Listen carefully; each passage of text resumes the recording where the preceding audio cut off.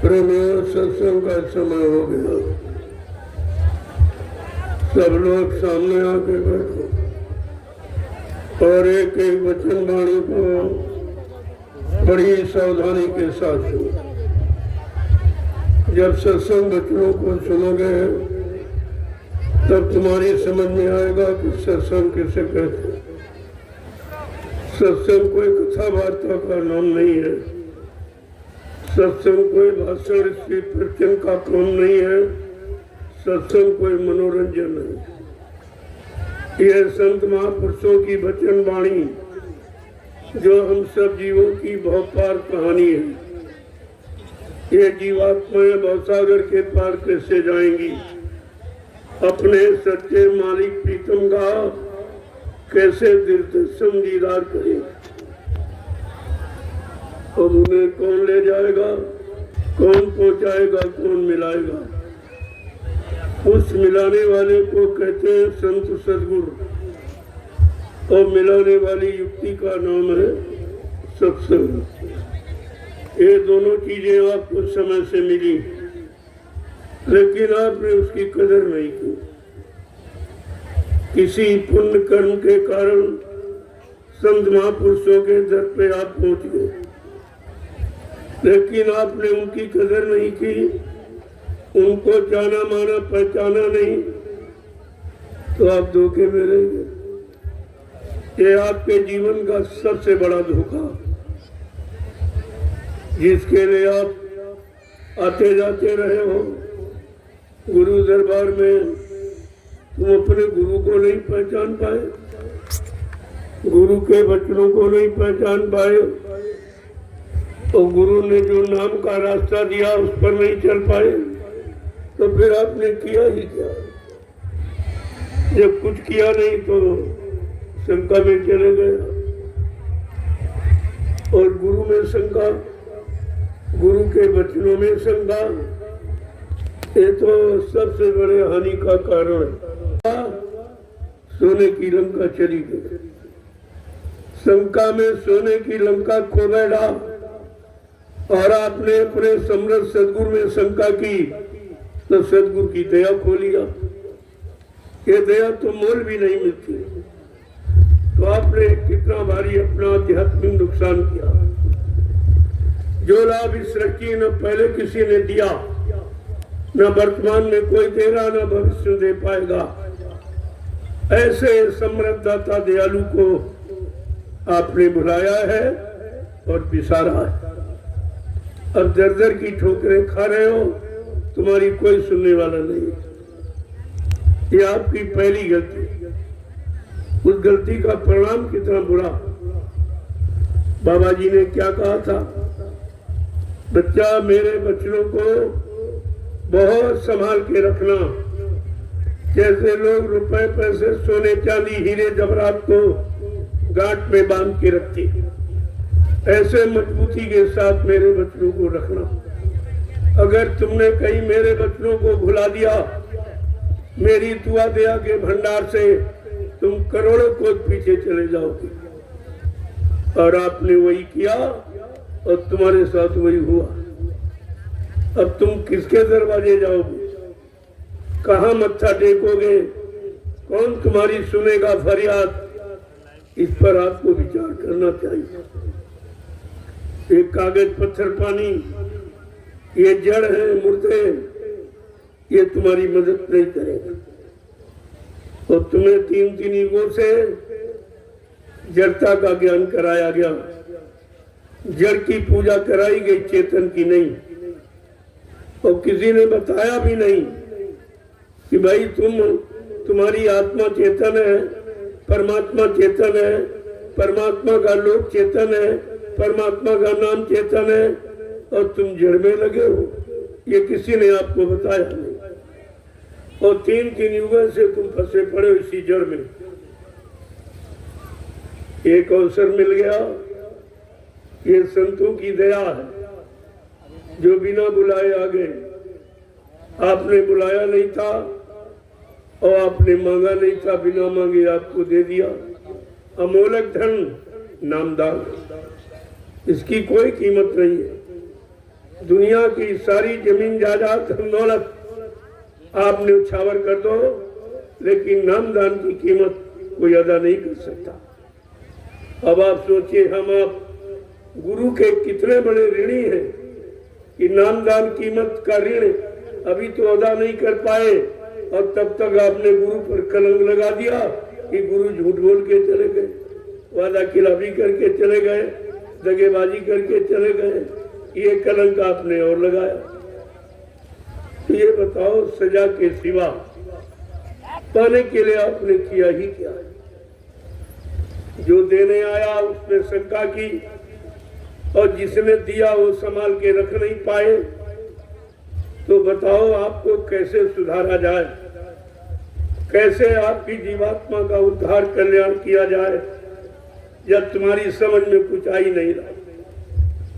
ये इसलिए कि आपने सत्संग वचनों को संभाल के नहीं रखा। इसीलिए महापुरुषों ने लिख के बताया, करिए नित सत्संग, बाधा सकल मिटाए, फिर ऐसा अवसर ना मिले, दुर्लभ नर्तन पाए। हर रोज दर रोज प्रतिरोज सत्संग करो, सुनो सुनाओ पढ़ो पढ़ाओ नहीं करो। जब करोगे उस करनी का अनुभव, करनी का लाभ मिलेगा। लेकिन आपको करनी सिखाई गई नहीं, सुनाया गया, पढ़ाया गया, गाया गया, बजाया गया, लेकिन कराया नहीं। बिना किए कोई काम होता ही नहीं। क्या सुनने सुनाने से कोई बन जाएगा काम, या सुनाने वाला कोई तुम्हारा काम बना देगा?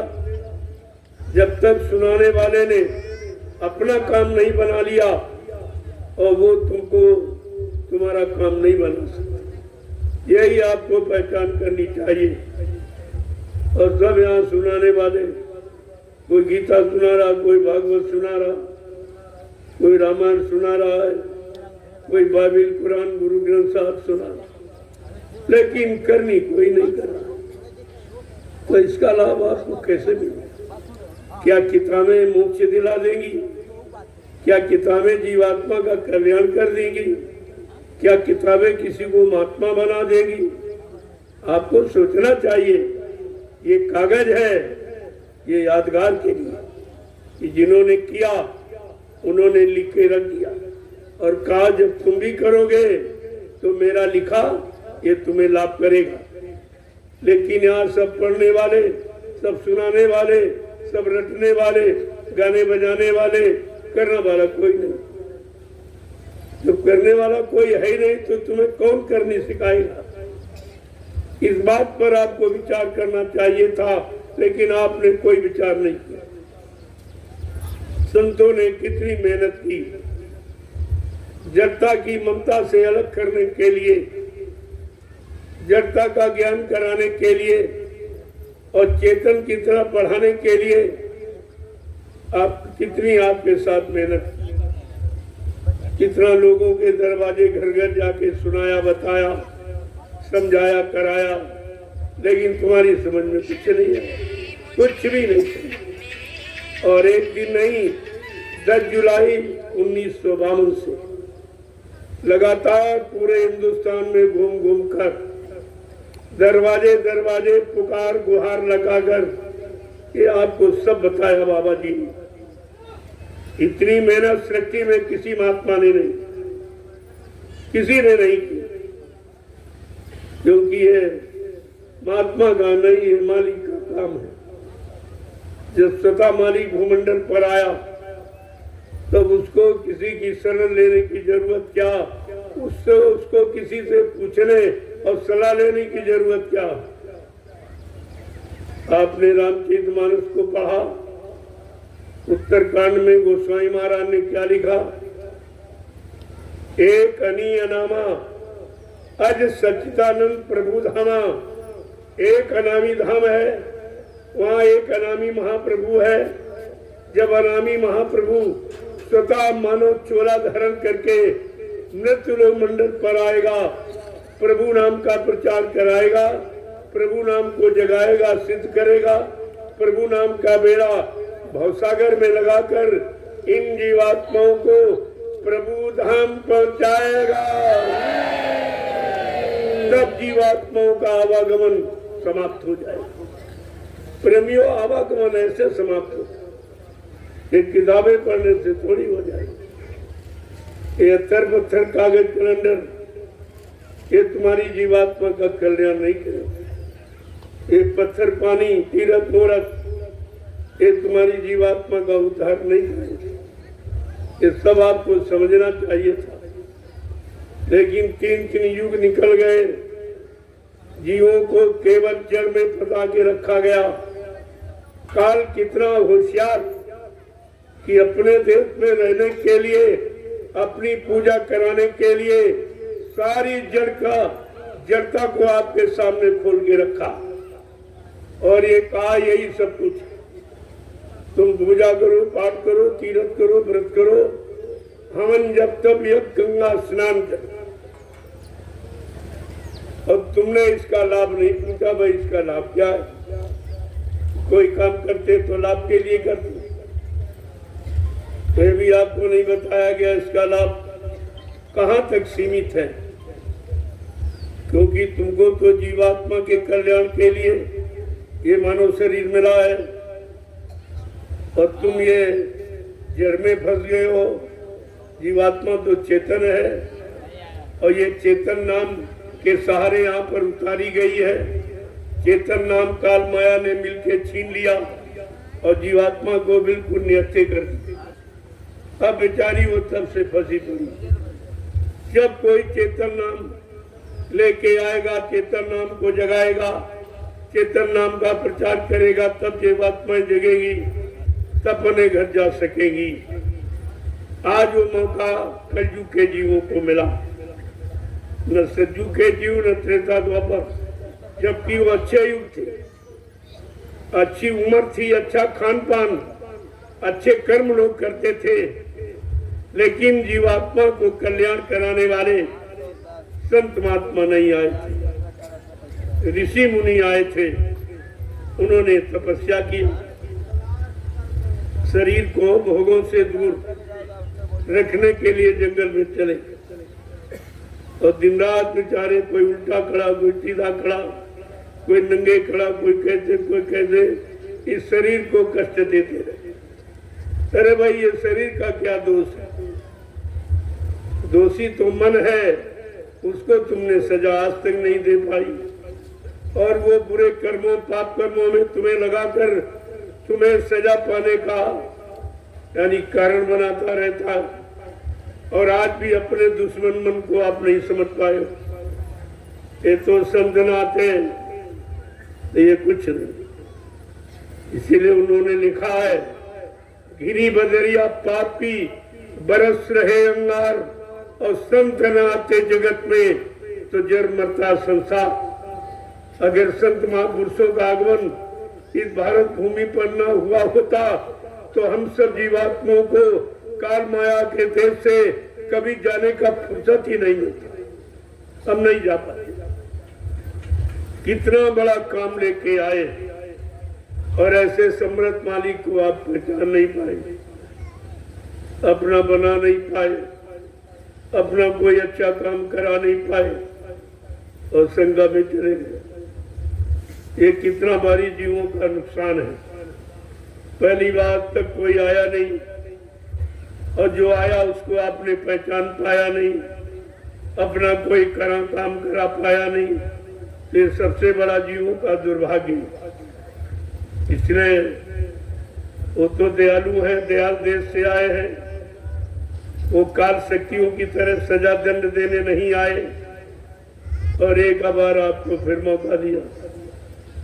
आपने काम तो ऐसा नहीं किया, दयालु को ही आपने बदनाम किया कि झूठ बोल के चले गए, वादा खिलाफी करके चले गए, दगेबाजी करके चले गए। उन्हीं को आपने बदनाम किया जो तुम्हारे लिए आया, तुम्हारी जीवात्मा के कल्याण के लिए आया। आपने उसी को झूठ बोलने वाला कहा कि कितनी बड़ी भूल है कि आप मालिक को पहचान नहीं पाए। और एक दिन नहीं देखा, 60 साल देखा। मथुरा में 60 वर्ष 10 जुलाई 1952 से 2012 ये उनका परिचय है, जिसने 60 साल अपना परिचय दिया। आपने दर्शन किया, उनके सत्संग वचनों को सुना, उनके हाथ में आपने सेवा पकड़ाई, उनके वचनों का आपने प्रचार किया, और अब कहते झूठ बोल के चले। क्या आपकी पहचान? क्या आपकी यही गुरु भक्ति है कि अपने गुरु को झूठा, अपने गुरु को दगेबाज, अपने गुरु को यानी इस तरह से बदनाम करना, ये गुरु भक्ति आपकी है? ये विशेष आपने तो सजा का काम किया। लेकिन गुरु दयालु, वो काल शक्तियों की तरह नहीं सजा दंड देते, वो माफ करते। माफी उनका विधान है। जो माफ करने आया वो कभी सजा नहीं देता। लेकिन जब लगातार गलती करोगे, उनकी कोई अच्छी सच्ची बात नहीं मानोगे, तो वो तो आपको श्राप देंगे नहीं, आपको दंड देंगे नहीं, लेकिन अपना चार्ज कुदरत को देते। फिर कुदरत सजा सुनाती, और कुदरत की ऐसी सजा कोई बच नहीं सकता। इतना बड़ा राजा महाराजा हो, धनी मानी गरीब अमीर हो, पढ़ा लिखा अनपढ़, हिंदू मुसलमान कोई नहीं। इसलिए कर्म विधान आपके लिए बताया गया कि मानव कर्म विधान के अनुसार यहाँ रहेगा। मानव कर्म क्या है और मानव धर्म क्या है, पहले तो आप ये समझे। लेकिन किसी ने आपको आज तक ये बताया नहीं कि मानव धर्म क्या है। अगर किसी विद्वान से पूछो कि धर्म क्या है, तो कहेगा पूजा करो, पाठ करो, तीर्थ करो, व्रत करो, हवन जप तप गंगा स्नान करो। अरे प्रेमियों, करो माने कर्म होता और धरो माने धर्म होता। जो धारण किया जाए, जो जीवन में उतारा जाए, उसको कहते धर्म। और जो इंद्रियों से, शरीर से, मन बुद्धि चित्त से किया जाए, वो कर्म कहलाता। अब जब कर्म धर्म की परिभाषा ही नहीं जानते, तुम्हें क्या बताएगा, तुमको क्या बताएगा? तब संतों ने आकर ये भेद खोला कि मानव का कर्म क्या है और मानव का धर्म क्या है। जो आपको लोगों ने सिखाया 3 युगों से, इंद्रियों और शरीर वाला कर्म कि पूजा करो, पाठ करो, तीर्थ करो, व्रत करो, हवन जप तप गंगा स्नान करो, तो कहा इससे क्या मिलेगा? कहा इससे मान मिलेगा, सामान मिलेगा, सम्मान मिलेगा। अगर आत्मा से भजन करोगे तो भगवान मिलेगा। अब आपको भगवान पाने वाला कर्म करना कि सामान सम्मान करने वाला, ये भी आज तक किसी ने आपको बताया? यही असली राज है, जिसको काल ने छिपा के रखा अपने राज्य को चलाने के लिए। अगर जीवों को सच्चा का रास्ता बता दूंगा, ये जीवात्मा सब घर चली जाएंगी, फिर मैं शासन किस पर करूंगा, हुकूमत किस पर करूंगा, राज कैसे चलाऊंगा? देखो काल कितना होशियार, अपनी राज व्यवस्था बनाने चलाने के लिए तुमको फंसा के रखा, और जितने आए सब फंसते गए, चाहे धनी मानी गरीब अमीर सब। जिनको आप भगवान कहते हो, त्रेता के राम, द्वापर के कृष्ण, उनको भी फंसा के रखा। वो भी मान सम्मान में फंस के रह गए। राजपाट धन दौलत मान सम्मान अधिकार में, वो भी पद पत्नी बाल बच्चों में, वो भी फंस के रह गए, वो भी नहीं निकल पाए। तुम जिनकी पूजा करते हो वो भी नहीं निकल पाए, तो तुम्हें कैसे निकालेंगे? ये नहीं आपने विचार किया? जब राम ने करोड़ों को मारा लंका में, तो उनको चिंता हो गई कि हमारा दुश्मन तो एक था, हमने अनेकों को मार दिया, जो बेचारे निर्दोष थे। जब ये हत्या उनके सिर पर बैठी, तो कह रही तुमने बहुत गलत किया। उनको बेचारों को प्रायश्चित किया करना पड़ा, और जब प्रायश्चित से कोई नतीजा नहीं निकला, तो अंत में सरजू में डूब के मर गए। ये आत्महत्या है। तुम कहते हो भगवान तुम्हारा आत्महत्या करके प्रत्योनी में चला गया, तो तुम्हें कैसे निकालेगा? जो तुम 4,84,00,000 नरकों की योनियों में जाने वाले कर्म कर रहे हो, तो तुम्हें कौन निकालेगा? तुम्हारा भगवान तो खुद ही नरक में चला जाए। उधर कृष्ण भगवान ने महाभारत करके करोड़ों को मरवा डाला। इतनी बड़ी हिंसा और हत्या, अगर एक आदमी मृत्युलोक में किसी आदमी को जान से मार दे तो 302 का मुलजिम माना जाए और उसको प्राण दंड दिया जाता। इसने दूसरे के प्राण लिए हैं, बदले में इसको प्राणों की आहुति देनी पड़ी। ये नियम है आपके यहाँ। एक मारा तो 302 का मुलजिम, जिसने करोड़ों मारे उसकी पूजा हो रही है। पहले विधान देखिए आप, ये मृत्युलोक का विधान है। जो जैसे कर्म करेगा वैसा फल उसको मिलेगा, चाहे अवतारी शक्तियां हो चाहे सांसारिक कोई भी। ये विधान है आपका। और विधान लिख के रखा कि कर्म प्रधान सुरची राखा, और जो जस कारी ये तो तस फल चाखा। भगवान राम ने खुद कहा, मैंने कर्मों के विधान से सारी सृष्टि की रचना की। जो जैसा कर्म करेगा मैं वैसा ही फल दूं। एक दूसरे से अदला बदली नहीं, ना मैं नष्ट कर सकता ना खत्म, और ना अदला बदली कर सकता। अच्छे का अच्छा, बुरे का बुरा, दोनों का परिणाम अलग अलग होता। ये नहीं आपने पुण्य कर दिया तो पाप खत्म हो जाए, ऐसा नहीं बताया। और आगे लिख के बताया, कोई शंका में न रह जाए कि तुम्हारे कर्मों की सजा को यहाँ कोई माफ कर सकता। कि काल ने मैं तिन कर भ्राता, अशुभ आसु मैं कर्म फल दाता। क्या कह रहे हैं भगवान? स्पष्ट बता रहे, भाई शंका में मत रहना। मैं महाकाल के हुक्म से आया हूं। भगवान क्या कह रहा? मैं महाकाल के हुक्म से आया हूं, मैं सत्पुरुष के हुक्म से नहीं आया हूं।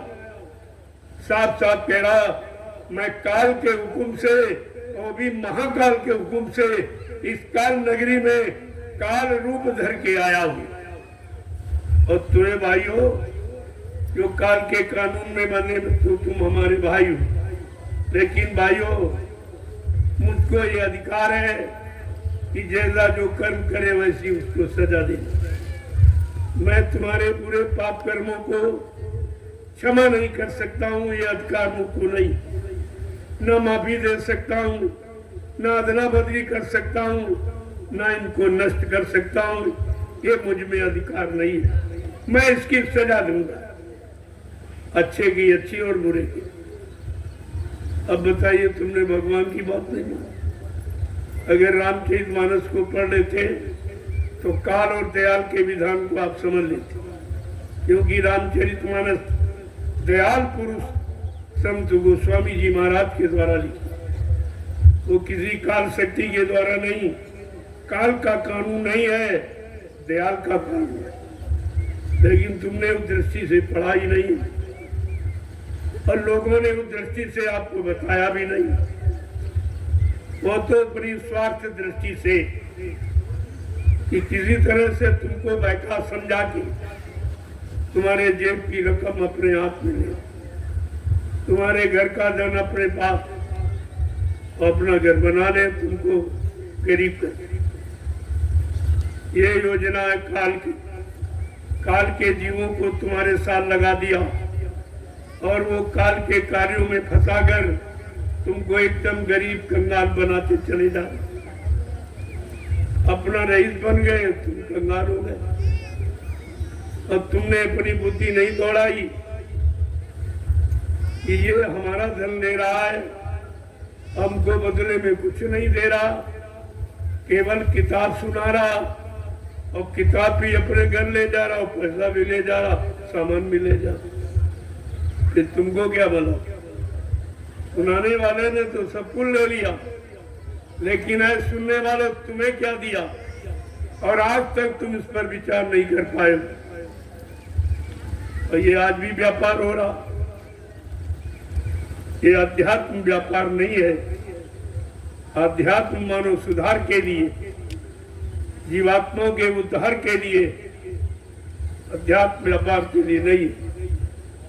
लोगों ने व्यापार का रास्ता बना रखा और संत महापुरुष उस व्यापार से आपको बचाना चाहते हैं, आपको निकालना चाहते हैं, लेकिन तुम उनकी सुनते ही नहीं। उनकी अच्छी सच्ची बात जो तुम्हारे हित भले की वो तुमको सुनाई नहीं देती और वो तुमको दिखाई नहीं देते जो तुम्हारे हित के लिए काम कर रहे हैं, जो तुमको निरंतर लूट रहे हैं, ठग रहे हैं, भ्रमित कर रहे हैं और तरह तरह की परेशानी, मुसीबतें और जिल्लतें पैदा कर रहे हैं और तुम्हारे सामने मुसीबत दुखों का भंडार लाके खोल दिया। अब तुम अपने आप को कैसे बचा सकोगे? क्या कभी इस पर विचार करते हो? कुछ नहीं। कितना आपको सुनाया समझाया जाए, ये कार्य सच्ची में किसी ने नहीं किया। जो उनके पास गया काल शक्तियों के पास, उन्होंने देखा कि धन दौलत वाला है, मोटी रकम लेके आया तो फट से कुछ किताब सुना दी और ले लिया। तुमने ये भी नहीं पूछा चलो पैसा ले लिया हो तो किताब ही दे दो हमको, फिर जरूरत पड़ेगी तो घर में पढ़ लूंगा। तो किताब भी नहीं दी, किताब भी ले ली और पैसा भी ले लिया। और तुम बुद्धिहीन ये भी नहीं समझ पाए कि हमको तो कुछ मिला ही नहीं, जेब खाली हो गई, खाली लौट आया। अरे बाजार में जाते हो तो जेब खाली होता तो झोला तो सामान से भर जाता, तसल्ली हो जाती कि जेब खाली हुई लेकिन झोला तो भर गया। लेकिन इन दुकानों पर जाकर, जो धर्म की दुकानें लगा रखी लोगों ने, वहां जाकर आपको क्या मिला? कोई बता दे? कोई देवी, कोई देवता, कोई भगवान, कोई खुदा, कोई गाड आपको मिला आज तक? कैसी पूजा की? देखा तो ये है कि देखे बिन न होए प्रतीति और बिन प्रती तो होए नहीं प्रीति। बिना आंख के देखे कोई विश्वास नहीं होता, कोई संबंध नहीं होता, कोई रिश्ता नहीं होता, किसी से प्रेम नहीं होता। और तुमने आंख से किसी को नहीं देखा, न ब्रह्मा को, न विष्णु को, न शंकर को, न राम, न कृष्ण को, न देवी, न देवता। आपने आज तक किसी को नहीं देखा, फिर तुम्हारा रिश्ता बिना देखे ये कितने दिन चलेगा? अरे विचार करो कि तुम कहाँ जा रहे हो। कितने घोर अज्ञानता के अंधकार में भागते चले जा रहे हो और तुम्हें न दिखाई दे रहा न सुनाई दे रहा। और संत महात्मा इधर पुकार लगा रहे, अरे भाई कहाँ जा रहे हो? कितने युग बीत गए भागते दौड़ते, जड़ पूजा करते, आपको क्या मिला? जो तुम्हारा भगवान बन के आया वो भी जड़ पूजा में लगा रहा, उसकी जीवात्मा का कल्याण अभी तक नहीं हुआ, वो तो आज भी नरकों में पड़े हैं, क्योंकि उन्होंने हिंसा हत्या की थी। हिंसा हत्या का बहुत बुरा परिणाम। और आज कितनी हिंसा हत्या उन्होंने तो मनुष्यों की, लेकिन आज वो बेचारे जीव बिन बोला, जो न बोल सकते न कुछ कह सकते, आज उनकी हिंसा हत्या हुई। कितने मुर्गे काटे, कितने मछली काटी, कितने बकरे काटे, कितने अंडे फोड़े, कितने गर्भपात करके मासूम बच्चों की हिंसा और हत्या आपने कराई कर रहे हो। ये बताओ इसका कितना बुरा परिणाम होगा? क्या कभी आपने हिंसा का इतिहास पढ़ा है? और ये सब हो रहा, और ये राजा के द्वारा हो रहा। राजा परमिशन दे रहा, लाइसेंस बना रहा। पहले लोग चोरी करते थे, थोड़ा डर के भय से, अब जब राजा ने परमिशन दे दी तो खुलेआम सड़कों पर देखिए आप कितने यानी निर्दोष जीवों का खून बहाया जा रहा, उनको काट काट के टुकड़े करके लोग उसको ले रहे, खरीद रहे, पैसा दे रहे और गंदे आहार का सेवन करते हैं। फिर वो गंदगी परिवार में फैल गई, वो औरत को गाली दे रहा, डंडा मार रहा और बच्चे को मार रहा, यानी जब परिवार में और मोहल्ले में एकदम कलह, सारी कलह आपने फैला इस गंदे खान पान की। और इस पर न राजा सोच रहा न प्रजा सोच रहा। ये कैसा समय आया कि राजा प्रजा एकदम सोचने से बहुत दूर, और सोचा राजा बुद्धि थे और बुद्धि आपने खराब कर दी। कहीं गांजा पिया, कहीं चरस पिया, कहीं अफीम पिया, कहीं दारू पिया, हेरोइन किया, तरह तरह की। उसका नाम नशा गया, यानी नष्ट कर गया, तुमको बर्बाद कर गया और फिर भी नहीं सोच पा रहे हो। उसका नाम ही ऐसा रखा गया, नशा आ गया नहीं, नशा गया, तुम्हारा नाश कर गया, तुम्हारी बुद्धि का नाश कर गया, बुद्धि के विवेक ज्ञान का नाश कर गया, जिसके द्वारा न तुम कुछ समझ सकते हो न सोच सकते हो। ये कितना भारी नुकसान, और ये राजा के द्वारा हुआ। यथा राजा तथा प्रजा, धर्मी राजा धर्मी प्रजा, ये सिद्धांत है धार्मिक धरा का। अगर राजा धार्मिक होगा तो प्रजा को धार्मिकता के रास्ते पर चलाएगा, धर्म के रास्ते पर चलाएगा, धर्म की तरफ प्रेरित करेगा, सबको धार्मिक और सच्चाई का रास्ता बताएगा। लेकिन जब राजा ही गलत हो गया तो प्रजा बेचारी, इसलिए गोस्वामी जी महाराज को जब रामचरितमानस लिखी उन्होंने, तो उन्होंने राजा के बारे में लिखा कि भारत जैसे धार्मिक देश का राजा कैसा होगा, कौन राज कर, क्योंकि भगवान राम ने इसी धरती पर राज किया, भगवान कृष्ण ने इसी धरती पर राज किया। ये धरती भगवान की, भगवान ने राजनीति की है, ये धरती नेताओं की नहीं है। हमारे देश में नेता शब्द कभी रहा नहीं, और जब से ये शब्द आया अब तब से सिवाय नुकसान के अलावा कुछ, हर चीज का बिल्कुल विनाश कर दिया। इस शब्द में विनाश कर दिया, क्योंकि ये शब्द केवल एक व्यक्ति के साथ लागू होता है, नेता सुभाष चंद्र बोस, और किसी के आगे नहीं। जो जनता का, प्रजा का नेतृत्व करे, नेता में 14 गुण होते, वो नेतृत्व करता है, और इनमें 28 गुण है, ये नेतृत्व कैसे करेंगे? ये सब स्वार्थी लोभी लाती, इसमें सेवा धर्मात परमात्मा किसी में नहीं। इसीलिए देश की स्थिति, समाज की स्थिति, संपूर्ण मानव की स्थिति क्या हो गई, तो रोज ही आप देख रहे हो और भोग रहे हो, और फिर भी समझ नहीं पाते कि हमको क्या निर्णय लेना चाहिए। अरे एक बार धोखा खाए, 2 बार खाए, 3 बार खाए, कितनी बार धोखा खाओ? 70 साल से धोखा ही खा रहे हो। आजादी के 70 साल निकल गए, 14 पंचवर्षीय योजनाएं, और कुछ नहीं हुआ। धोखा देने के सिवा, झूठ बोलने के सिवा, वादा खिलाफी करने के सिवा, परेशानी दुख तकलीफ बढ़ाने के सिवा, महंगाई बढ़ाने के सिवा, गरीबी बढ़ाने के सिवा, बेरोजगारी बढ़ाने के सिवा, टैक्सों की बढ़ाने के सिवा कुछ नहीं किया। कोई काम ऐसा नहीं हुआ जिससे जनता को सुख शांति मिले। इसलिए गोस्वामी जी महाराज को ये लिखना पड़ा कि भारत जैसे धार्मिक धरा का राजा कैसा होना था, कि जासु राज प्रिय प्रजा तुखारी, असुर नप अवसी नरक अधिकारी। कहा जिसके राज में प्रजा दुखी, वो राजा नरक में जाए, सीधा बिल्कुल सीधा। ये संत गोस्वामी जी महाराज की रचना। मैं नहीं कह रहा हूं, उन्होंने रामचरितमानस में कहा कि जिसके राज में प्रजा दुखी है वो राजा नरक में जाए।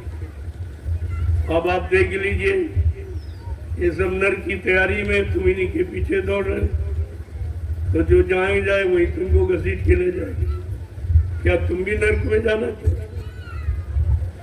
जो ऐसों का साथ कर रहे हो, जो नरक में जा रहा हो, उनके पीछे दौड़ोगे तो तुम भी क्या नरक में जाना चाहते? तुम्हारी भी समझ में कुछ नहीं आ रहा, तुम्हारी भी बुद्धि खत्म हो गई, बुद्धि का विवेक ज्ञान शून्य होगा। ये तरह तरह के नशे पी पी के आपने मानव बुद्धि कमजोर कर, अब अच्छे सच्चे काम में कोई विचार नहीं कर सकते, ऐसी बुद्धि आपने बना डाली। तो देश का कितना भारी नुकसान, इसको कोई नहीं देख रहा, क्योंकि ये भूमि संत महात्माओं की, ये नेताओं की भूमि थोड़ी है। इनको तो कुर्बानी करने वालों ने इस भूमि को आजाद करके दे दिया और ये सब बर्बाद करने में जुटे पड़े, क्योंकि इन्होंने कोई आजादी में हिस्सा लिया नहीं था। इन्होंने वो दुख के दिन तो देखे नहीं थे, इन्होंने तो अपना खून कोई बहाया नहीं था कि आजादी मिल जाए, आजादी मिल जाए। तो इनको क्या तकलीफ है, अपना लूट खा रहे। और जिसने किया है उससे पूछो, उनके तो नाम ही नहीं लिए जा रहे। जिन्होंने कुर्बानी दी, अपना खून बहाया देश की आजादी के लिए और सबको सुख शांति और न्याय सुरक्षा ये सब देने के लिए, उनका तो नामो निशान भी नहीं। और जिन्होंने कुछ नहीं किया, उनके जगह जगह साइन बोर्ड लगाएंगे देश। ये देखिए राजनीति, और तुम उन्हीं के साथ जा रहे हो। तुमने भी अपनी बुद्धि से निर्णय नहीं लिया, क्योंकि रामचरितमानस तो कहती है बराबर कि सुन खगपति, कि सुन खगपति समुझि प्रसंगा, और बुध नहीं करई अधम कर संगा। का बुद्धिमान पुरुष कभी अधर्मियों का साथ नहीं करते। आपने ये भी नहीं माना कि अधर्मियों के साथ, झूठ बोलने वालों के साथ, दगाबाजी करने के साथ, वादा खिलाफी करने के साथ, अपना स्वार्थ सिद्ध करने वालों के साथ तुम निरंतर चले जा रहे हो। कहाँ मानो? कितना साफ साफ रामचरितमानस के, और ये श्री राम का तो हल्ला मचाते, लेकिन श्री रामचरितमानस को बिल्कुल नहीं मानते। जबकि श्री रामचरितमानस ही श्री राम है और श्री राम ही श्री रामचरितमानस है, कोई अंतर नहीं। लेकिन एक भी बात, भारत की राजनीति कहती है, गोस्वामी महाराज लिखा रामचरितमानस में बड़े साफ सुथरे कि राजनीति बिन धन धर्मा, और प्रभु ही समर्प और बिन सत्कर्मा। राजनीति बिना धार्मिक, धार्मिक माने जो सच्चा ईमानदार, जो चरित्रवान, सबके हित की बात, सबके कल्याण की बात, सबके लाभ की बात सोचता हो, उसको कहते हैं। कितना साफ साफ लिखा, लेकिन बिल्कुल नहीं, जरा सा भी। राजनीति बिन धन धर्मा, राजनीति बिना धार्मिक लोगों के, सच्चे ईमानदार, त्यागी, तपस्वी, चरित्रवान और धार्मिक कमाई स्वयं करके खाने वाला, उसकी राजनीति। ये तो सब राष्ट्रीय धन का दुरुपयोग करते, सब बर्बाद करते, जनता की कमाई लूटपाट करते, अपने निजी यानी अपने निजी सुख सुविधा में खर्च करते। जबकि पहले राजा होता था, कुछ न कुछ काम करता था और उससे जो कमाई होती थी वो खा के राज करता था। कि अन्न जनता का है, ये जहर है, ये हमको खाने का अधिकार नहीं है, सही जगह इसका उपयोग करने का अधिकार। अपने शरीर पर अपने निजी स्वार्थ के लिए, निजी भोग के लिए इसका प्रयोग नहीं करना। ये जनता का धन जनता की सुख सुविधा के लिए ऐसा समझकर राजा प्रजा का पालन करता था, वो देश है। लेकिन सब लुटेरे आगे कहा, एकदम लूट मचा दी। राज लूटा, पाप लूटा, धन लूटा, धर्म लूटा, न्याय लूटा, सुरक्षा लूटी, ये सब लूट लिया, कुछ नहीं रखा। पता नहीं भगवान ने इनको कैसी बुद्धि दी है, क्या ये लेके जाएंगे? इनके तो आगे पीछे कोई नहीं है। ये अपराधी कभी माफ किया नहीं जा सकता। चलो घर गृहस्थी परिवार वाला कहेगा बाल बच्चों के लिए किया आपने गलत, लेकिन ये क्या कहेंगे? ये भगवान के दरबार में क्या कहेंगे कि तुमने ये लूट किसी लिए की थी? क्या जवाब दो? फिर वो कहेगा ले जाओ इनको नरकों में, इतने सालों तक सड़ाओ, गलाओ, मारो, पीटो, टांगो इनको, ये सजा है। और ये तो हजारों जन्म तक उद्धार नहीं हो पाए। क्यों? तब से राज और राज से नर्क, ये सिद्धांत है। तपस्या की आपने तो राजा बन गए हो। अगर राज का भोग किया, निजी अपने लिए उपयोग किया है, तो फिर नर्क में चले जाओ, फिर आपका कोई कल्याण नहीं। और ये सब नर्कों की तैयारी। आप तो बड़ा खुशी है कि जनता जान नहीं पा रही, हम धोखा भी दे रहे, हम झूठ भी बोल रहे, वादा खिलाफी कर रहे, महंगाई भी बढ़ा रहे, बेरोजगारी बढ़ा रहे, टैक्स भी ले रहे सबके, यानी मतलब सब कर रहे हैं और बड़े खुश है कि जनता जानी नहीं। अरे ये नहीं जान पा रही, वो तो जान पा रहा। जो तुम्हारे ऊपर बैठा है वो ऊपर भी बैठा हो, अंदर भी बैठा। तुम्हारे ऊपर परमात्मा और तुम्हारे अंदर परमात्मा की जीवात्मा, ये दोनों तुम्हारे बैठे, ये दोनों देख रहे हैं। इनसे तुम्हारी एक चोरी कैसे छिपी? लेकिन इनके दिमाग में नहीं कि कोई देख भी रहा, ये तो समझते कोई नहीं देख। अरे महात्माओं के तुम थोड़ी छिप सकते, कहाँ छिप जाओगे?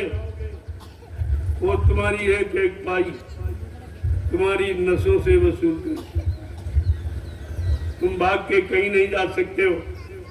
तुमने सोचा था कि लूटपाट करके विदेशों में धन जमा करूंगा, जब आपत्ति मुसीबत देश पर आएगी तो हम विदेश भाग जाएंगे। तुमको नहीं मालूम है, एयरपोर्ट पर बॉर्डर पर दूरदर्शी खड़ी है, तो तुम्हारा पूरा हिसाब लेगी। इस सारा हिसाब दिए जाओ, इतने साल तुमने राज किया है, ये हिसाब दिए जाओ तब जाओगे। इनको भी एक खबर ही कहा है कि दूरदर्शी क्या करेगी। दूरदर्शी एरोड्रम पर खड़ी, तुमको वहीं से पढ़ ली और कहेगी पहले हिसाब दिए जाओ। तुमने 5 साल, तुमने 10 साल, 15 साल शासन किया है, वो पूरा हिसाब देके जाइए। ऐसे नहीं जाने दिया जाएगा। इनको भी ये खबर ही नहीं है कि संतों ने ये जड़ कितनी मजबूत गाड़ दी है, जो किसी कोई उखाड़ नहीं सकता। अध्यात्म की जड़ें वो महापुरुष इतनी मजबूत तरीके से गाड़ रहा, जिसको कोई हिला नहीं सकता। और वो है व्यवस्था दूरदर्शी, सबको कष्ट मुसीबत को दूर करने वाली, सबके दुख तकलीफों को दूर करने वाली ऐसी व्यवस्था भूमिका का नाम है दूरदर्शी। बाबा जी ने झंझट पहले खत्म कर दिया। 5 प्रांतों से मान्यता प्राप्त।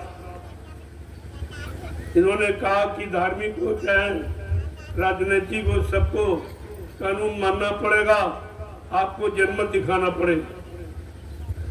तो बाबा जी ने 5 राज्यों से चुनाव कराकर और दूरदर्शी को मान्यता प्रदान करा, लेकिन इन लोगों ने छिपा दिया कि भारत में कहा कि एक ही पार्टी है राजनीति, राष्ट्रीय पार्टी कहते कांग्रेस और दूसरी पार्टी है दूरदर्शी, उसका तो जिक्र भी नहीं कर रहा कोई। बाबा जी ने कहा ब्रह्मास्त्र है ये, इसको छिपा के रखो, इस समय आने पर चलाया जाएगा। ब्रह्मास्त्र कुत्तों पर नहीं चलाया जाता, राक्षसों पर, जिनका राष्ट्रीय खान पान, राष्ट्रीय प्रवृत्ति, देखना सुनना सब राक्षसी, उन पर ब्रह्मास्त्र चलता। अब इन्हें क्या ये फिक्र कि महात्मा क्या कर रहे हैं, क्या तैयारी कर रहे हैं, उनकी तैयारी तुम्हें दिखाई नहीं दे रही है कि किस तरीके से तैयारी में लगे हैं और कितना जनमत इकट्ठा कर दी। ये आपके सामने, ये अभी परिवार से एक ही व्यक्ति आया, दो आए, अगर सब आ जाए तो कितना हो जाएगा, इससे 100 गुना ज्यादा। फिर कहाँ जगह मिलेगी। मैंने इनसे कहा कि अगर सरकार मेरा सहयोग दे, सहयोग मुफ्त नहीं, हमारा प्रेमी बिना टिकट नहीं आएगा। राष्ट्रीय संपत्ति का दुरुपयोग करने वाला कभी राष्ट्र भक्त हो नहीं सकता, इसलिए हमारा प्रेमी बिना टिकट नहीं आएगा। करोड़ों रुपए सरकार को किराए के रूप में देगा अगर आप सहयोग कर दो साधनों का केवल, और पैसा दे। तो मैं वो आदमी हूं 10 किलोमीटर तक आदमी से आदमी बिड़ा के बैठा दूंगा। उसका एक छोटा सा नमूना है आपके सामने, देख लीजिए। इतने बड़े आदमी कोई भी, चाहे राष्ट्रपति, प्रधानमंत्री, मुख्यमंत्री, कोई इतने आदमियों को निस्वार्थ जंगल में नहीं बुला सकता और नहीं बैठा सकता। ये देखिए आप, प्रमाण तुम्हारे सामने। और ये हमारी एक आवाज पर खड़े हो जाते, बैठ जाते। अगर इनसे कुछ कह दिया जाए तो क्या करके नहीं दिखाते, लेकिन ये काम महात्मा कभी करते नहीं। वो बनाने आए हैं, बिगाड़ने नहीं आए। वो तुमको देने आए हैं, वो तुमको सच्चा ईमानदार बनाने आए, बिगाड़ने नहीं आए। इसलिए कभी अनैतिक कार्य नहीं करते। अनैतिक कार्य करना उनका लक्ष्य नहीं होता। और आपके सामने देख कोई गिन सकता। आज मीडिया पत्रकार आए थे, संख्या पूछ रहे थे, हमने चलो हम नहीं, तुम गिन के बता दो। तुम आए हमसे क्यों पूछ रहे हो? प्रत्यक्षम किम प्रमाणम, अरे प्रत्यक्ष के लिए प्रमाण क्या, गिन लीजिए और गिन के तुम बता दीजिए। ये तुम नहीं गिन सकते हो कभी भी, तुम्हारे बस की बात नहीं है। गिनती क्यों पूछते हो? क्योंकि देखो, भोजन भंडारा करने वालों को गिनती नहीं बताई जा सकती, प्रसाद लेने वालों की गिनती नहीं बताई जा सकती, सत्संग सुनने वालों की गिनती नहीं बताई जा सकती। ये गिनती का विषय है ही नहीं है। लेकिन बेचारों को कुछ पता नहीं है, इधर उधर हंगामा हो जाता है, क्योंकि सच्चाई वहां है। यही तो पहचान है, जहां सच्चाई है वहां बुराई रह नहीं सकती, वहां लड़ाई हो नहीं सकती। आप इस पर विचार क्यों नहीं करते? कुछ लोगों ने नकल की, जगह जगह बड़े बड़े समुदाय इकट्ठे करने लगे और भगदड़ मच गई। कहीं इतने मर गए, कहीं उतने मर गए। अरे भाई, नकल के लिए भी अकल की जरूरत है। मेरे यहाँ व्यवस्था है, मैं व्यवस्थित तरीके से इनको रखता हूँ, इनको अनुशासन सिखाया हूँ, ये अनुशासन में रहते हैं। इस बात को पहले आप समझिए। हमारी नकल करोगे तो धोखे में रह जाओगे, मार खाओगे, ये होगा। इसलिए नकल में अकल की जरूरत है। पहले अकल ठीक करो, शाकाहारी बनकर तुम्हारी अकल ठीक हो जाए, सदाचारी बनकर तुम्हारी बुद्धि ठीक हो जाए, तब तुम कुछ अच्छा काम कर सकते हो, अंता नहीं। यहाँ इतना बड़ा जन्म देख लीजिए आप कि पीछे का आदमी बहुत छोटा सा दिखाई दे, जो सबसे दृष्टि तो हमारी उन्हीं पर है। जो सबसे पीछे बैठे, उन्हीं पर दृष्टि है और वो उतनी दूर बैठे हैं। अब आप देखिए, देखने वाले देखकर भी निर्णय नहीं ले पा रहे। शासन और प्रशासन एकदम बिल्कुल चुप। मैंने कहा ये काम कोई नहीं कर सकता, न राष्ट्रपति, न प्रधानमंत्री, न मुख्यमंत्री इतने लोगों को बिना चंदा, बिना पैसा लिए, निस्वार्थ भाव से इतने लोगों को ये जंगल में कोई नहीं बैठा सकता। ये काम किसी के बस का नहीं है। अरे यही से समझ लेना चाहिए, जब जंगल में इतने लाख लोगों की व्यवस्था की जा सकती है अचानक, तो क्या शासन की व्यवस्था ये नहीं बता सकते आप? लेकिन तुम्हें शर्म लगती उनके पास आने, उनसे सलाह लेने में, उनकी नीति का ज्ञान लेने में उनको शर्म लगती है। ये जनता दुखी हो रही है, इसमें शर्म नहीं लगती तुम्हें? अच्छे से अच्छे काम में शर्म लगती। इतना बड़ा जन्म जंगल में कोई आया, क्या ये उनकी प्रजा नहीं है? क्या उनका वोटर नहीं है? लेकिन कोई आया, किसी को तुम्हारी चिंता है कि इसमें जंगल में 80 बरसात में क्या खाते होंगे आप, कैसे रहते होंगे, पानी मिलता कि नहीं मिलता? क्या कोई जिम्मेदारी इनकी नहीं है? केवल चंदा नोट महंगाई वसूलने की जिम्मेदारी हो, कुछ नहीं। तो आपको सोचना चाहिए, आपको सोचना चाहिए। इसीलिए मैंने खुल के कहा था, जब कोई नहीं बोला, कोई धार्मिक व्यक्ति नहीं बोला, जबकि महात्मा का कर्तव्य है, अगर राजा के सामने कोई दुखी का माहौल आ रहा, दुख का, मुसीबत, आपत्ति का, तो उसको सलाह देनी चाहिए। लेकिन ऐसा कोई है ही नहीं जो सलाह देगा। ये भी भिखमंगे हैं सब, भीख मांगने के लिए दाढ़ी बाल रखा ली, लाल पीला कपड़ा और छापा तिलक, जनेऊ, चंदन मंदन, ऊपरी रत्नी, ये सब बना लिया जब लोग, तो भीख मांगने लगे बेचारे। इनको क्या मालूम, ये देश को और कंगाल कर रहे हैं। 1 करोड़ साधु है वेदधारी। अब बताइए, 1 करोड़ आदमी जब देश में काम नहीं करेगा, उस देश की स्थिति क्या होगी? ये देश को गरीबी रेखा के बहुत नीचे ले जाने वाली यही है। आगे दूरदर्शी का समय आ रहा, इनको पकड़ा जाएगा, इनसे पूछा जाएगा तुमने क्या किया। कोई अगर भक्ति की है, किसी की भक्ति की कोई शक्ति हो, तो कुछ काम करके दिखाओ। अगर काम नहीं किया, दाढ़ी बाल मुड़वा के फौरन काम में लगा दिया, तुरंत काम। तुमने देश का अन्न खाया, कुछ नहीं किया, देश में लोगों का खर्चा की दिया और कुछ नहीं किया, इसलिए तुम देश के सच्चे नागरिक नहीं हो। तुम्हारे में सच्चाई नहीं है, तो दूरदर्शी आने पर दूध का दूध, पानी का पानी। सच्चाई क्या है, सच्चाई किसे कहते हैं, सच्चा कौन माना जाएगा, ये सब दूरदर्शी करके दिखाएगी। ये भाषण स्पीच नहीं है, ये जो काम होने जा रहा उसकी जानकारी दी जाए। मैंने पहले भी कहा, आज भी कह रहा हूं, मैं सब भाषण इसकी प्रचलन कभी नहीं दी। मैं जो काम कर रहा हूं उसकी जानकारी दे रहा हूं, या आगे जो काम होने वाला उसकी सूचना दे रहा हूं, उसकी सूचना कि आगे दूरदर्शी क्या करेगी, क्योंकि सबका देख लिया। 70 साल की आजादी में सबको देख लिया गया, कुछ नहीं, कुछ भी नहीं। अरे भाई, कितना समय और चाहिए?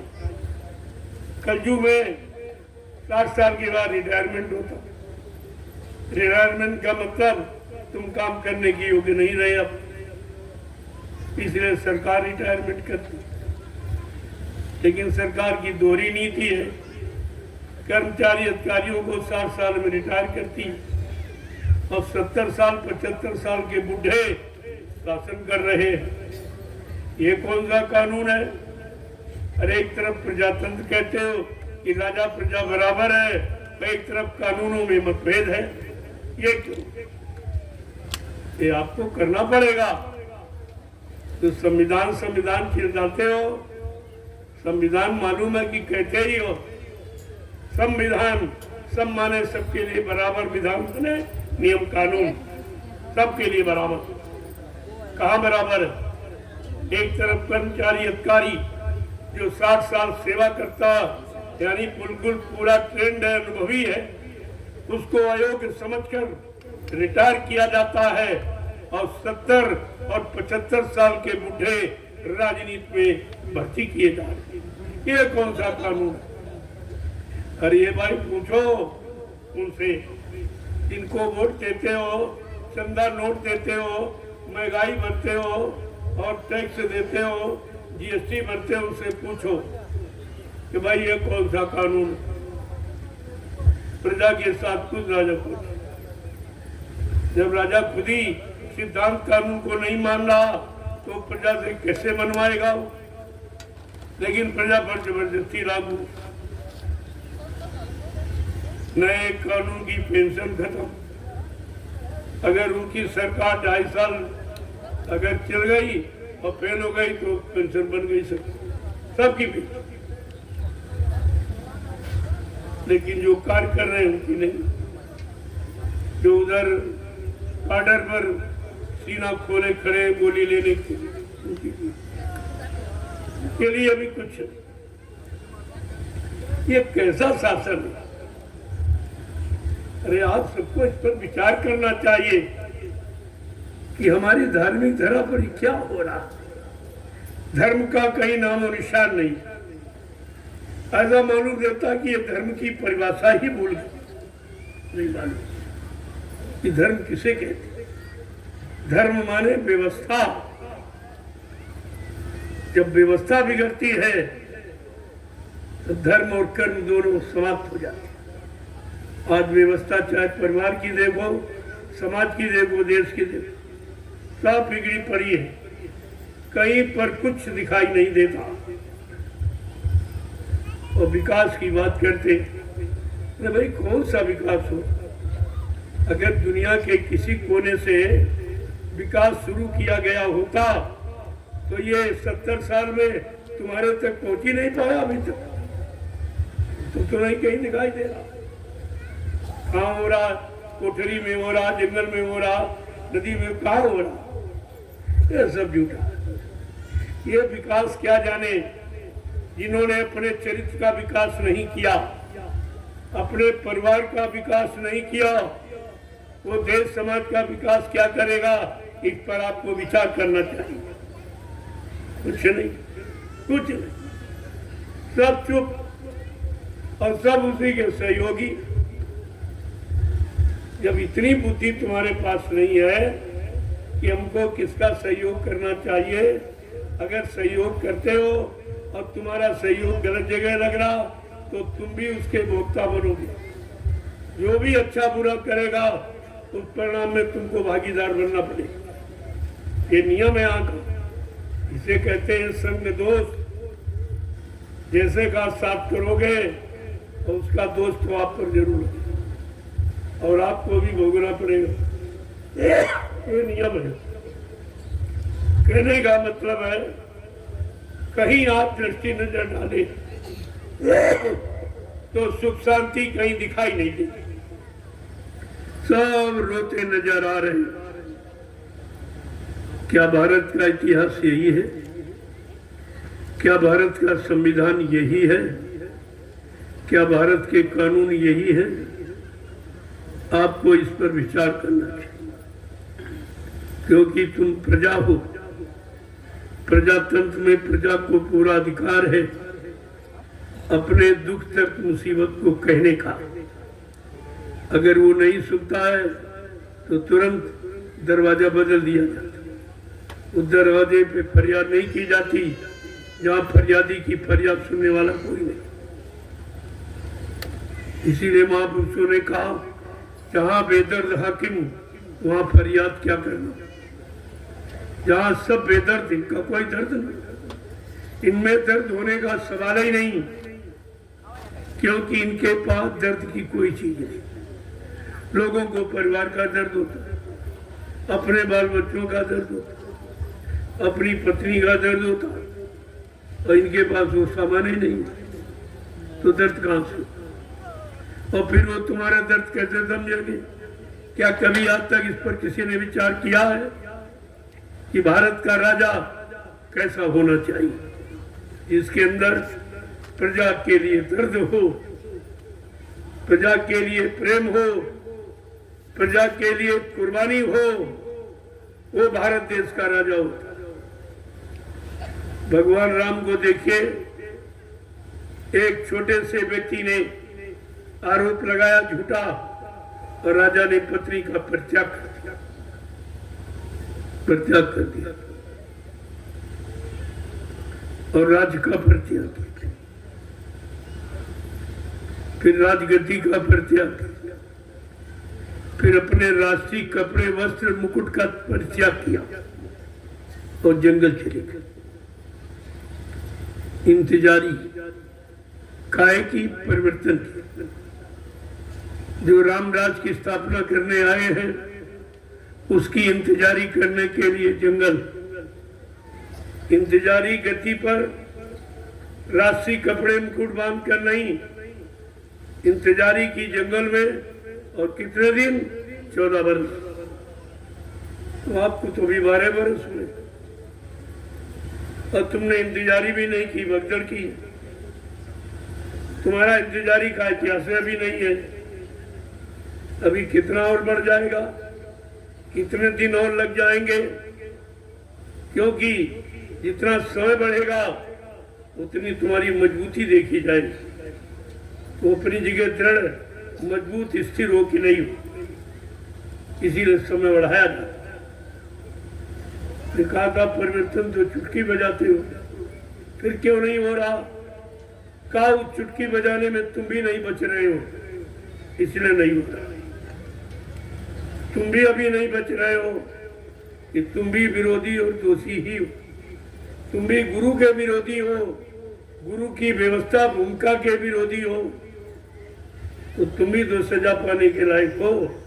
इसलिए अगर चुटकी बजा दी जाए तो अपने भी चले जाएंगे, इसलिए देर है।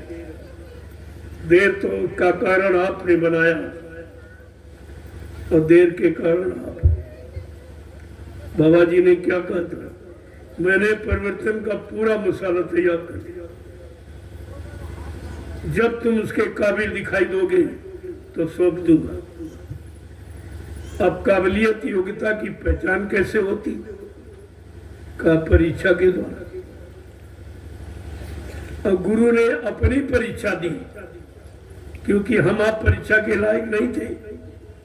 जब पढ़ाई नहीं की तो परीक्षा किस बात की ली जाए? और परीक्षा आप दे ही क्या सकते थे? और गुरु ने परीक्षा अपनी दी और फिर तुम हो गए। देखो कैसा अनोखा, ये कलयुग का अनोखा इतिहास कि गुरु ने परीक्षा दी और चेला फेल हो गए। ये क्या है? ये अजीबो गरीब देखिए परिवर्तन। और फिर भी तुम्हारी समझ में नहीं आ रहा। फिर कह रहे सज्जू नहीं आया, सज्जू नहीं आया। हमने कहा सज्जू तुम्हारे पीछे खड़ा, देखो देखो तो घूम के देखो, मुड़ के नहीं, घूम कर। घूमने मुड़ने में फर्क है। इस तरह से पूरा घूम जाओ, यानी हर तरफ से घूम जाओ, काम से, क्रोध से, लोभ से, मोह से, झूठ से, छल से, कपट से, हिंसा से, यानी सबसे मुख मोड़ लो। ये घूमना है। और जिस दिन घूम जाओगे उसी दिन परिवर्तन तुम्हारे सामने खड़ा। परिवर्तन तुम्हारे से निकलेगा। बाबा जी किसी देश से खरीद के नहीं ले आएंगे जो तुमको पकड़ा देंगे। परिवर्तन हमारे तुम्हारे अंदर बैठा।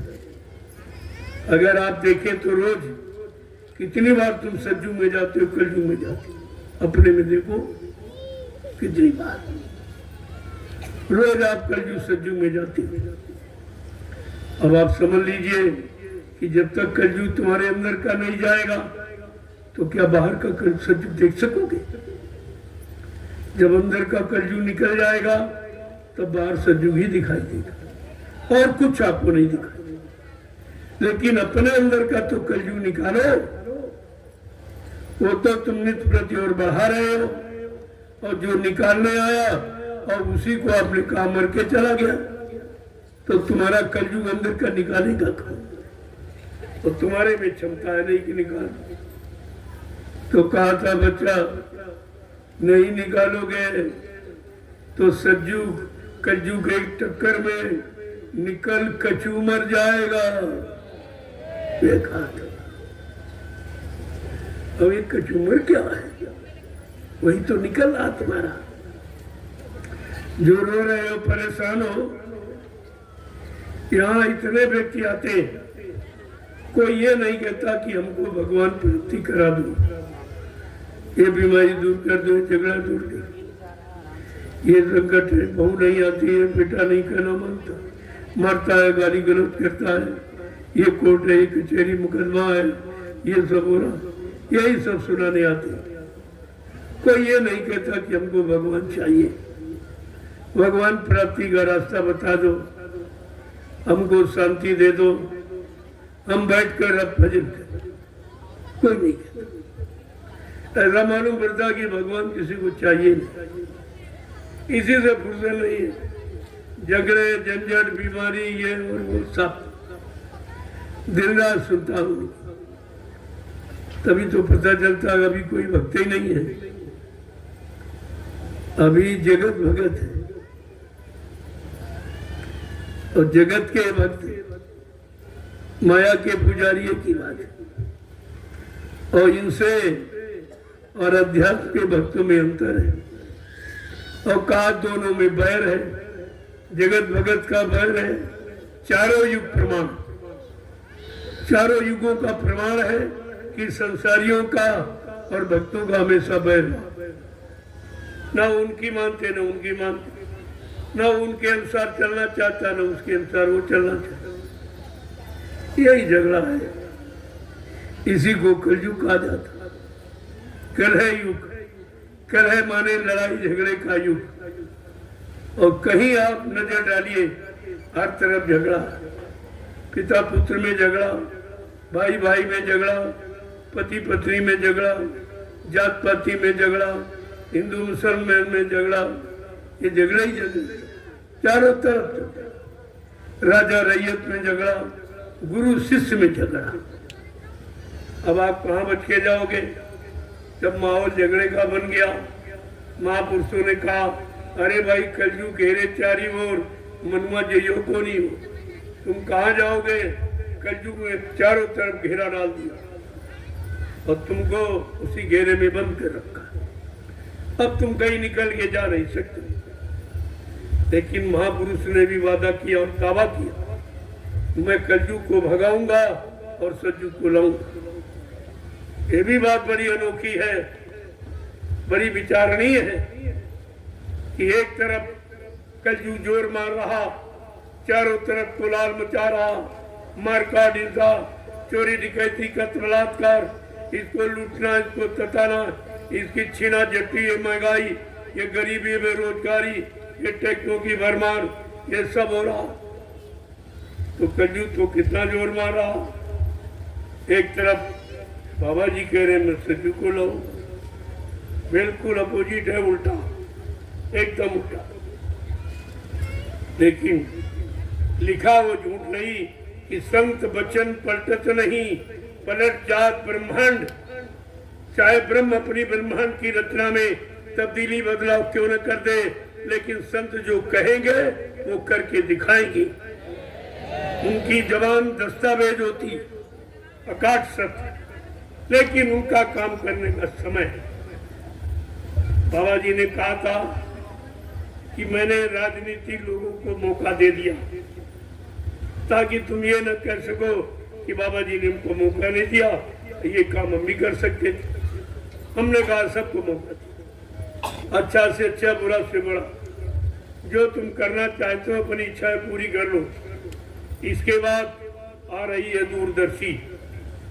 इसके बाद वो अपनी झाड़ू से ये हिंदुस्तान की सारी गंदगी बुहार कर एक किनारे लगा देगी ये जितनी गंदगी। और बाबा जी ने कहा लेकिन आप भूल गए हो। उन्होंने कहा कि भगवान राम को परिवर्तन में 14 वर्ष लगे, कृष्ण को 18 दिन लग गए, लेकिन बच्चा कलयुग के परिवर्तन में हमको 18 मिनट भी नहीं लगेंगे। मेरे पास वो भूमिका व्यवस्था है 18 मिनट भी नहीं।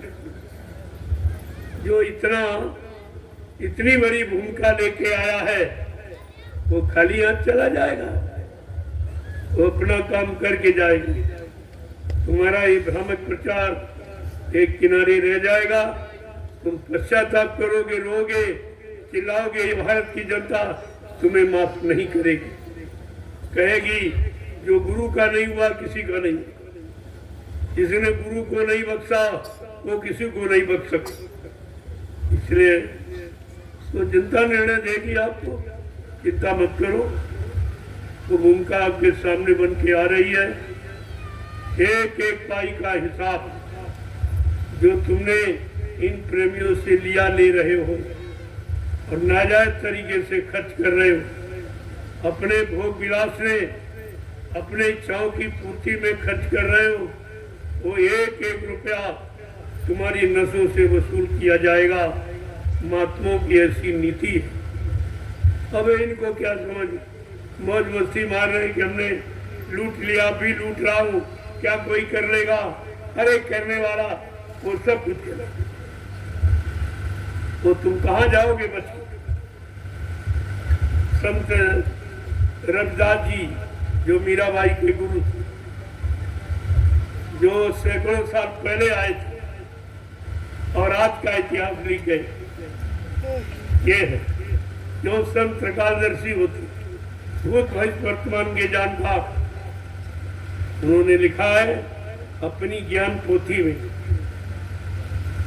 कि भारत का इतिहास कैसा होगा, और वो इतिहास को बनाने वाला, वो परिवर्तन करने वाली शक्ति कैसी होगी।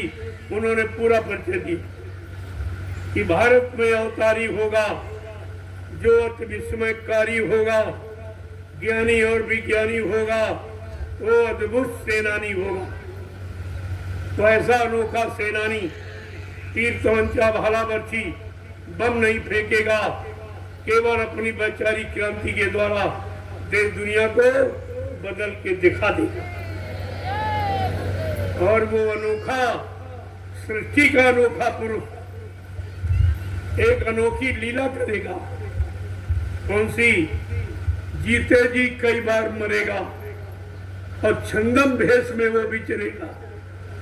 देश बचाने के लिए होगा एक आवाहन, युग परिवर्तन के लिए चले प्रबल तूफान, तीनों ओर से हमला होगा।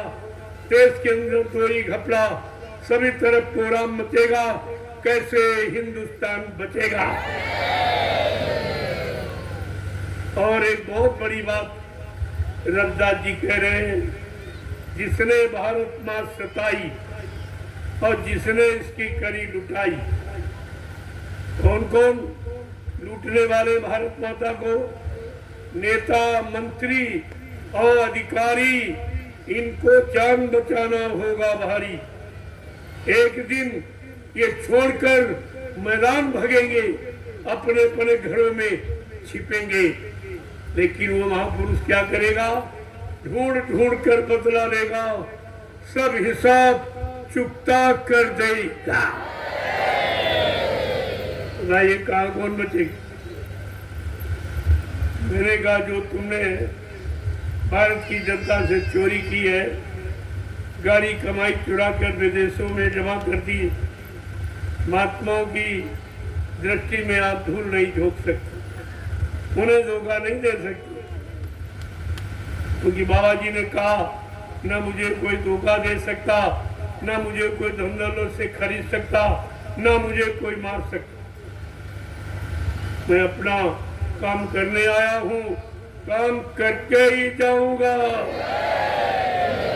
ये सब भूल गए आप, बचनों को, सत्संगों को, पदों को सब आप भूल गए हो, तभी तो भ्रमित हो।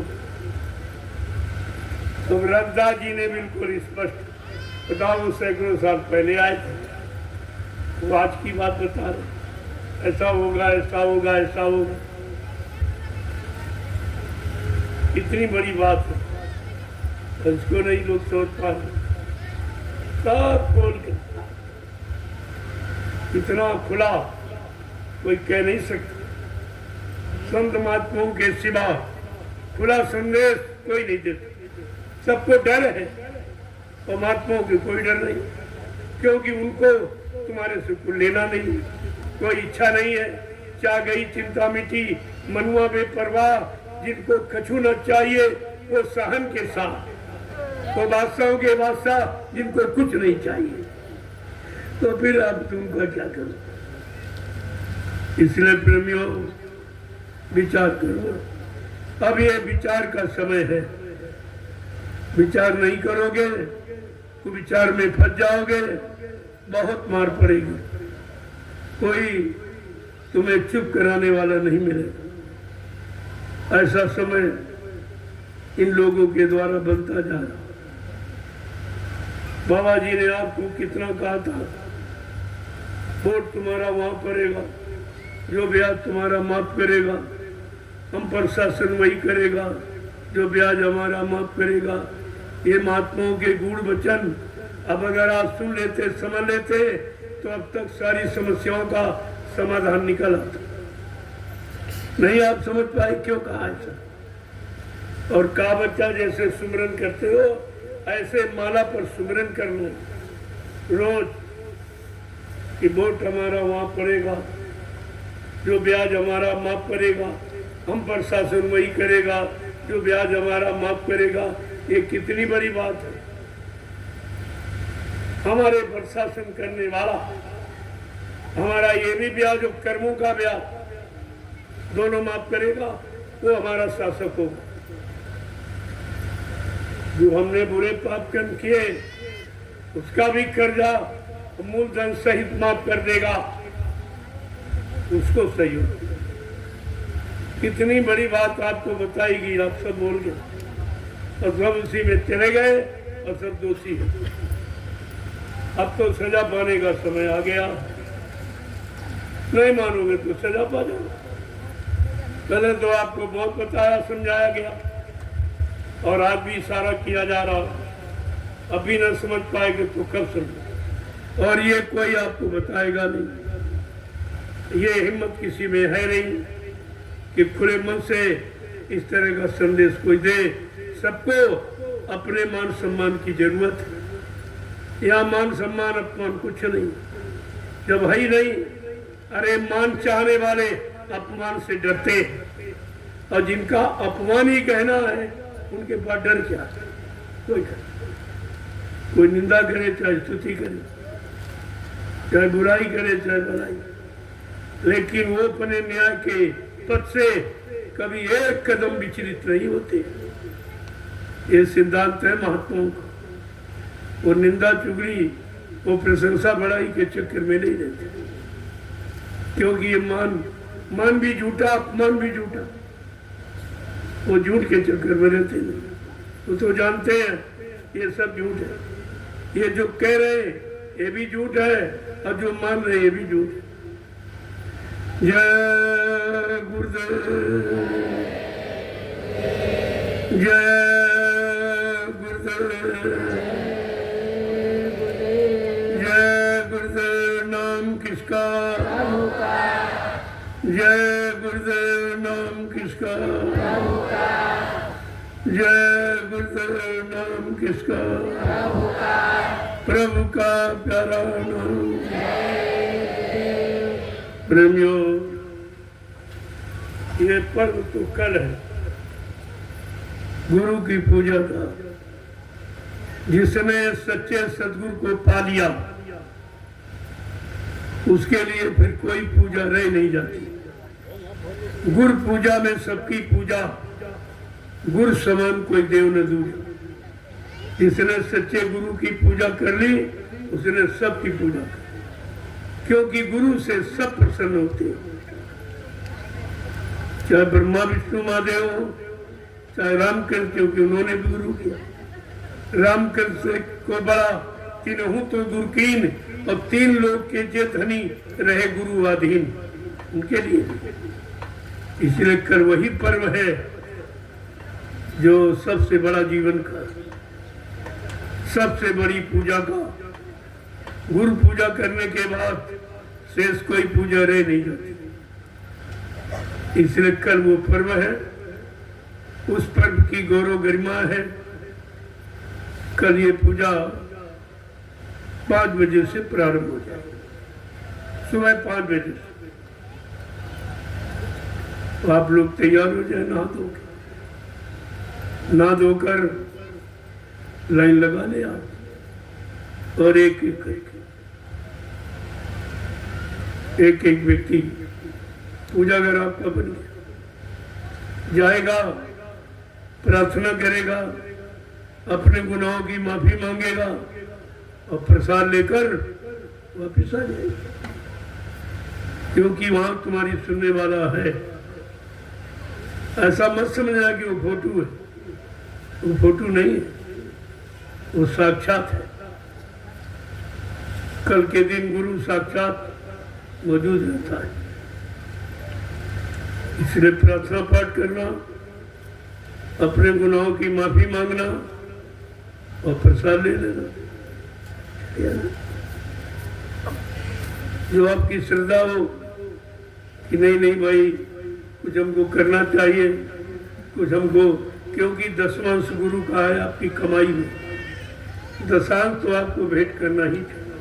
और नहीं करोगे तो वो निकल जाएगा, तो आप हजम नहीं कर सकते। गुरु का दशमांश आप हजम नहीं कर सकते।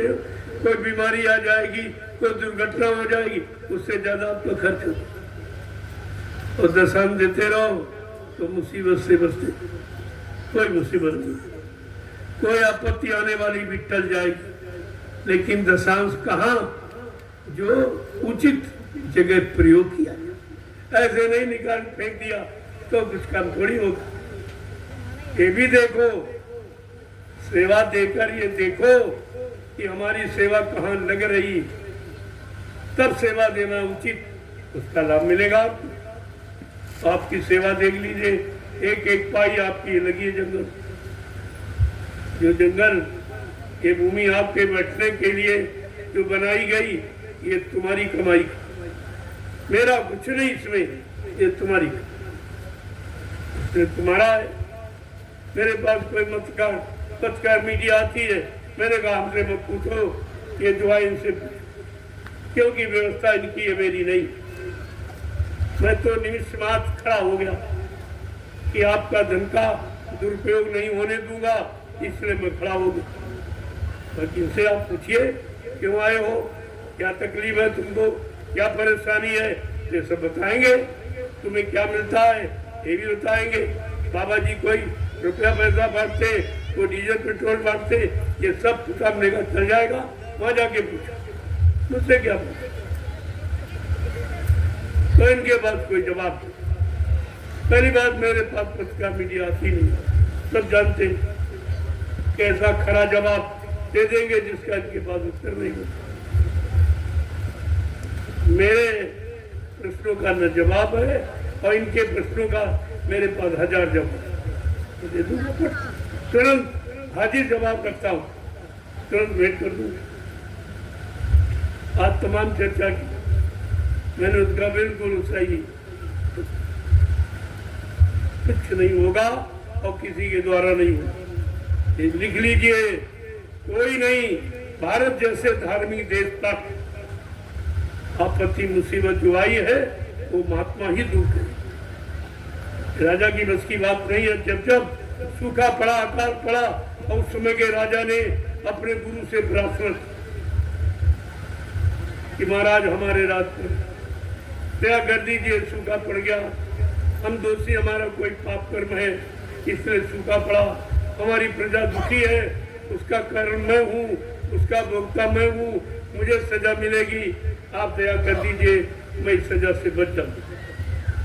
तो महात्मा जी आशीर्वाद देते, सूखा का बारिश होगा, ये सब प्रमाण है आपके पास, लेकिन ये सब प्रमाणों को उठा के फेंक दिया। केवल अपनी मनमानी, अपनी मनमानी। अरे तुम्हारी मनमानी से क्या होने वाला? तुम्हारी मनमानी नहीं चलेगी, बगैर उसके एक पत्ता भी नहीं हिल सकता। तुम कैसे हिलोगे? तो बात तो समझने की है। अब इशारों को न समझे तो बात अलग। मैंने तो सब कुछ कह दिया, इशारे इशारे में सब, कोई चीज मैंने छोड़ी नहीं है। अभी प्रेमी आ रहे हैं, कल भारी संख्या, इसलिए कल मैं प्योर अध्यात्म, कल कोई इस तरह का नहीं। वैसे जरूरत तो इसी की है, इसी में तुम बहके हो, इन्हीं में तुम भ्रमित हुए हो। अगर ये भ्रम दूर नहीं किया जाएगा तो सत्य पर कभी आके तुम खड़े नहीं हो पाओगे, कभी नहीं हो पाओगे। इसलिए ये याद कराना बहुत जरूरी, जो आप कर रहे हो ये मानवता इंसानियत नहीं है। इसी को तो समझना है और समझ करके इससे बचना। बच जाओगे तुम्हारा कल्याण हो जाएगा, नहीं बच पाओगे तो 4 खान 84 लाख नरकों की योनियों में फिर चले जाओगे। फिर ये अवसर तुम्हारे हाथ से निकल, फिर मानव शरीर भी आपको इतनी जल्दी नहीं मिलेगा, क्योंकि एक बार मिला उसका आप दुरुपयोग कर रहे हो, दोबारा वो देगा नहीं। बात को भी याद करो आप। जय गुरुदेव। अब आप लोग खड़े हो जाओ, बहुत देर से बैठे हो। देखो कुदरत आपके साथ है, कल से आप बराबर देख रहे हो, कहीं आने पानी का पता निशान नहीं है। ये दूर तक आसपास कहीं नहीं, केवल यही है। इतनी गर्मी उमस थी तो जरा देर में उसने आपको ठंडक दे। सत्संग के समय एकदम ठीक, तो गर्मी नहीं है कोई दूर। अब आप समझो जब तुम्हारे साथ कुदरत हो गई तो तुम्हें परास्त ही कौन कर सकता? अरे तुम्हारे से कौन जीत सकता या तुम्हारे कामों को कौन रोक सकता जब कुदरत तुम्हारे साथ है? इसको देखिए, इस पर विचार करिए आप पहले, तो सब आपकी समझ में आ जाएगा। जय गुरुदेव। सब प्रेमी जोर से बोलो, सब मिल बोलो, बोलना होगा, अभी से बोलो। दुख दर्द हरेंगे, सब कष्ट मिटेंगे, सुख शांति भी देंगे। सबके दाता, सबके मालिक, प्रेम से बोलो। ये नाम नहीं इंसान का, ये काम नहीं इंसान का। प्रेमियों, तुम्हारा ये जन सैलाब देखकर प्रशासन हिल गया। कह क्या होगा, कैसे? तुमने कहा यहाँ कुछ नहीं, यहाँ ये कुछ नहीं होगा जो सोच रहे। क्यों? यहाँ कोई झूठा संदेश, यहाँ कोई लूटपाट का संदेश, यहाँ लोगों का ठगने और भ्रमित करने का संदेश यहाँ होता ही। न मैं किसी से कुछ मांगता हूँ न लेता हूँ, और जो प्रेमी स्वेच्छा से देता वो सब इनके ऊपर खर्च, इन्हीं की व्यवस्था में ये जमीन खरीदी। और ये जमीन मेरे नाम नहीं, 1 इंच भी नहीं। मेरे नाम आप कुछ नहीं पाओगे, ना कोई खाता है, ना मैंने ये गंदगी का काम मैं नहीं करता। ये गंदगी है, ये माया की छाया को इकट्ठा करना, ये सबसे बड़ी गंदगी। इसलिए मैं तो आंख नहीं लगाता। जो आप देते हो ये तुम्हारे लोग गिनते रखते, लेकिन खर्च अपने अनुसार कर, क्योंकि मैंने आपसे वादा किया है कि आपके धन का दुरुपयोग नहीं होने दूंगा। ये मेरा वादा। एक एक पाई आपके परमार्थ में लगा दूं। तमाम लोग आए इस आशा से, बहुत बड़ा जन्मत है, तमाम सेवा आएगी, खूब लूटेंगे। ये हमने कहा नहीं, ये मथुरा वाली हवा भूल जाइए। अब वो यहाँ कुछ होने वाला नहीं है। ये लूटपाट की सारी कमजोरी मैं जान गया था। अब वो काम नहीं, मैंने पहले ही कहा मथुरा की कोई घटना अब दोहराई नहीं जाएगी, ये मैंने पहले ही कह दिया। तो वो कुछ होने वाले, इसलिए तमाम लोग आए और चले गए। न तुम्हारे आने की खुशी न तुम्हारे जाने का गम है, क्योंकि मैंने काम तुम्हारे ऊपर नहीं लिया। तुम्हारे सारे नहीं, आपको मौका दे रहा हूँ सेवा का। यही है कि आपको सेवा का मौका मिल रहा, आप जो निस्वार्थ सेवा कर लो, अच्छी बात है, उसका फल भी आपको मिलेगा, ऐसा नहीं। लेकिन आप ये कहो मैं नहीं करूंगा, मैं चला जाऊंगा, तो ये तुम्हारे बल पे नहीं, ये तुम्हारे बल पर सेरा नहीं बांधा गया, ये अपने बल। क्योंकि मैंने शुरुआत की तो एक आदमी भी नहीं, आप तो करोड़ों लोग हैं। ये मेहनत करना मैं जानता हूँ, लोगों को इकट्ठा करना जानता हूँ। ये गुरु का संदेश है जो लोगों ने सुना तो भागते चले आ रहे हैं। अगर अपना संदेश, अपने मान सम्मान का और अपने अधिकार का संदेश सुनाता तो कोई नहीं आता। इसलिए मैं ऐसा कोई काम करता ही नहीं। अब आलोचक तो तरह तरह की मिला जुला के आलोचना ऐसी वैसी, लेकिन इससे कुछ होने वाला नहीं। मैं इससे डरने वाला नहीं हूँ। तुम्हें जो कुछ कहना कह लो, लेकिन मैं काम करके दिखा दूंगा, तुम्हारा कहना सब खत्म हो जाएगा।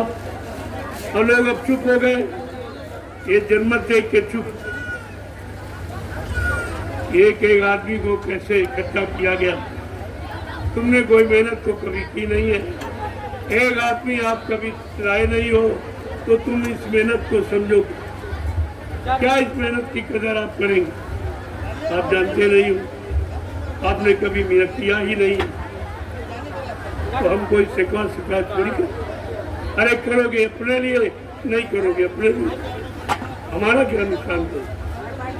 आ जाओगे अच्छी बात है, चले जाओगे तुम जानो, क्योंकि इसके अलावा और इस दुनिया में कोई दरबार है। कहीं चले जाओ, ये दुकानें लगी हैं और दुकानों पर बगैर पैसे के सौदा नहीं मिलता, ये तो आप जानते ही हैं। वहाँ सेवा दो, चंदा दो, मेंबर बनो, ये करो वो करो।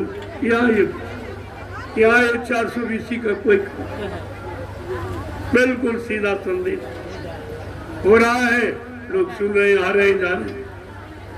मैं किसी से कुछ नहीं कहता, कुछ भी नहीं मांगता, न पहले कभी मांगा, न आज मांगना आगे मांगूंगा। ये मांगना भीख ये गुरु ने नहीं सिखाया। एक आदमी कहा था, जब तुम अच्छा सच्चा काम करके दिखा दोगे, ये लोग तुम्हारे पर दौलत संपत्ति को न्यौछावर करते। और हो रहा, हो भी रहा, मैं देख सकता। इसलिए आप लोग अब लाइन से खड़े हो जाओ और ये प्रसाद ले लो, ये रोज मिलेगा। ये इलायची दाना ये प्रसाद है, ये लड्डू वड्डू प्रसाद नहीं है। वो चाहे कितने दिन रखो खराब नहीं, और लड्डू तो 4-6 दिन में खराब हो जाए। वो तो बाल बच्चों के लिए दे देता हूँ, लेकिन असली प्रसाद ये रामदाना इलायची दाना, इसको संभाल के रखना। ये इलायची दाना मत समझो, इसमें दुआ और दया मालिक की शामिल।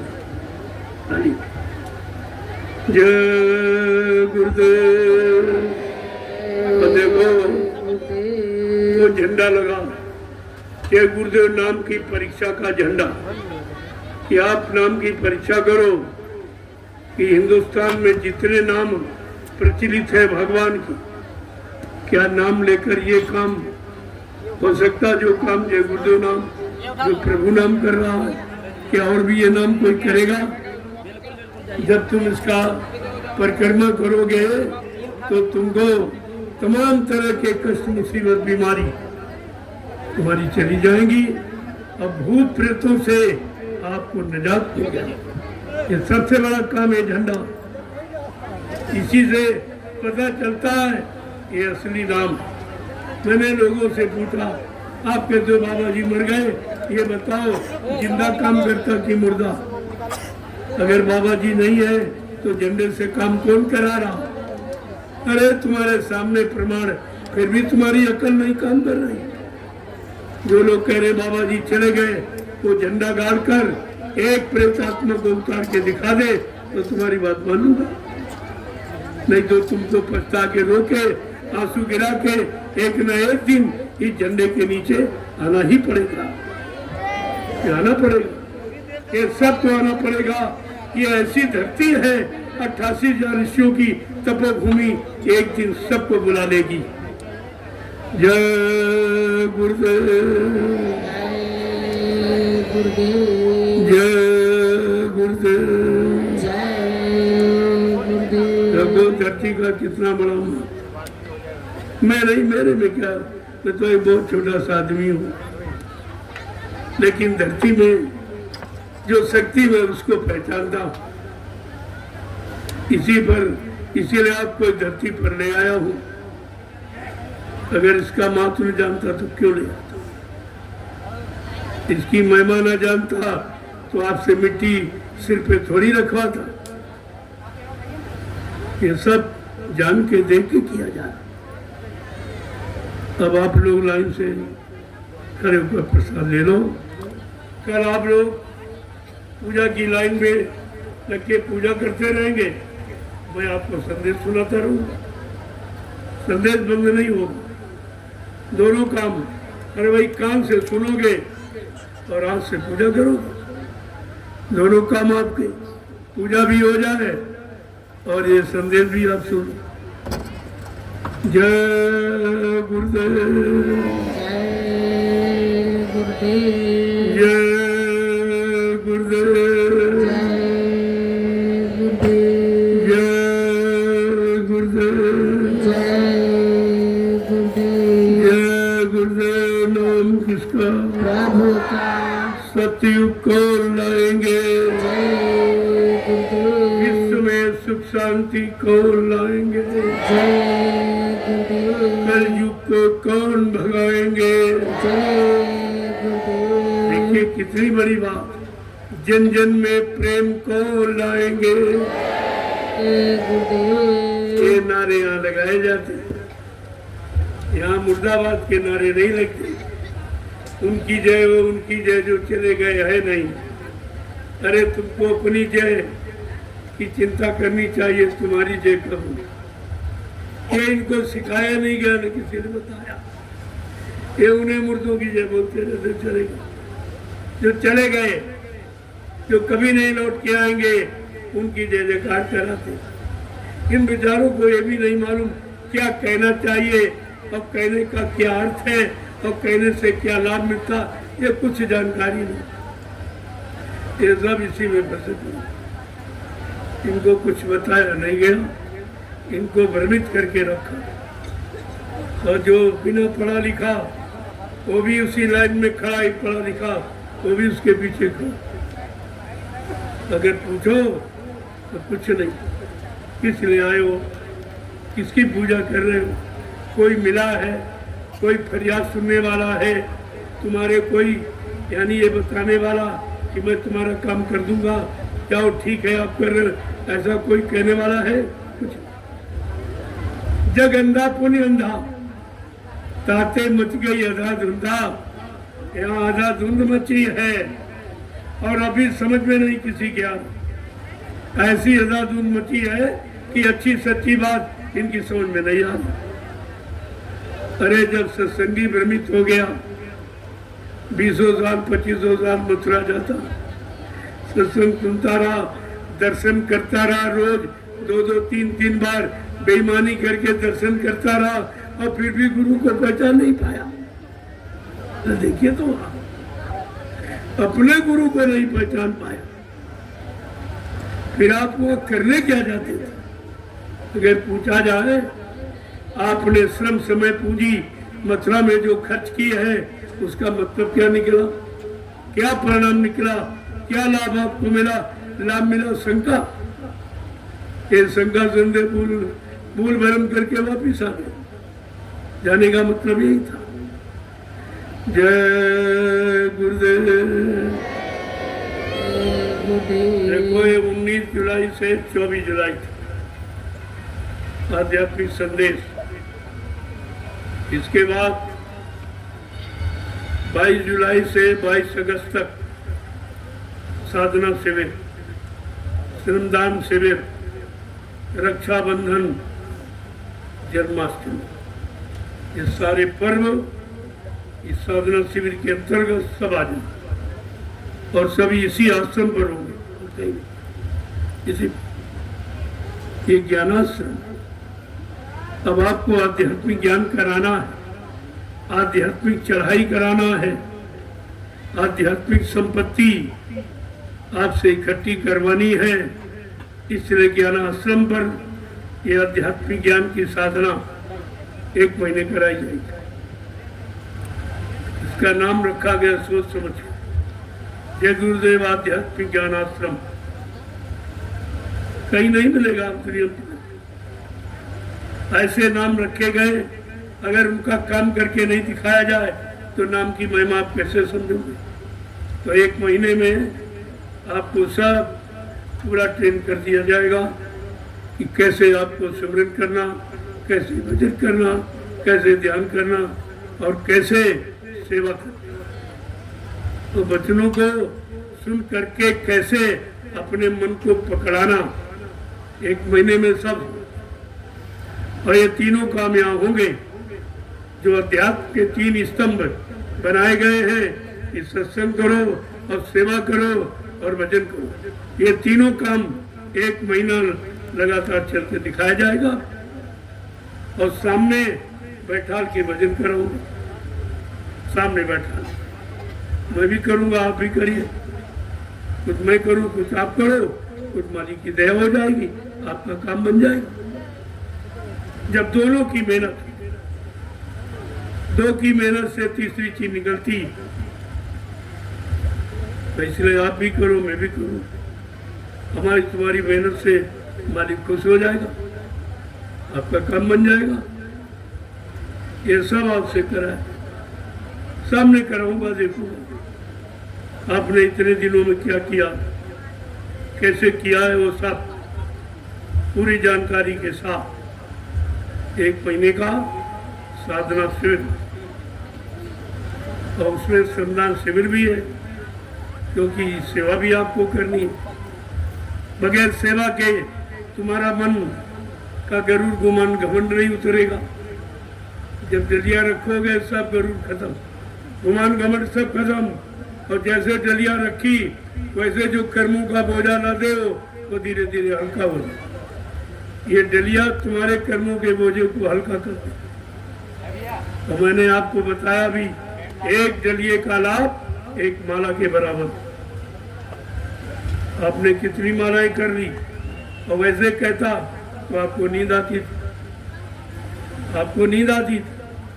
भजन करो तब भी नींद आती, सत्संग सुनो तब भी नींद आती, लेकिन जब सेवा करोगे तो नींद नहीं आती। कितनी सेवा महान है जो नींद को भगा देती।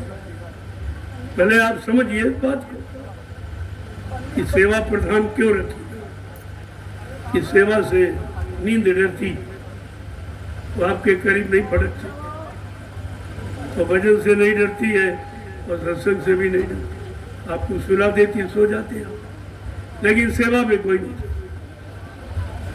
इसलिए जिन्होंने की है 2 महीने लगातार, इन प्रेमियों ने कितनी मेहनत की। आज मेहनत का फल है कि आप इस जगह बैठे हो। ये जंगल था, आज आपके बैठने के लायक प्रेमियों ने बनाई है।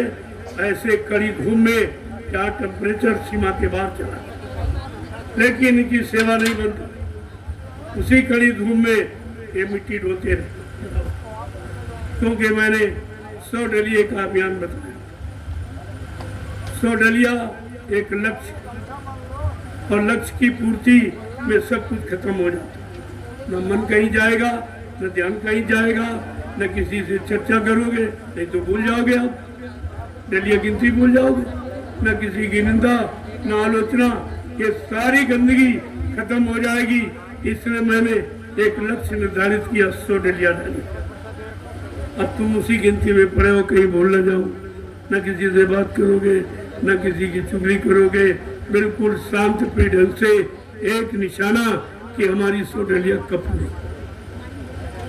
तो हमारे हो गई, बाद में कहता हूँ भाई 15 डलिया ऑर्डर, 5 हमारी डाल दो, तो बुढ़ा हूँ, मेरे तो ये हो नहीं सकता। लेकिन ऐसा नहीं कि हमने किया नहीं, मैंने जो सेवा की है मिट्टी की, उतनी आप कर भी नहीं सकते। 8-8, 10-10 घंटे लगातार ऐसे मथुरा आश्रम हंसी मजाक में नहीं बन गया, कितनी मेहनत की गई।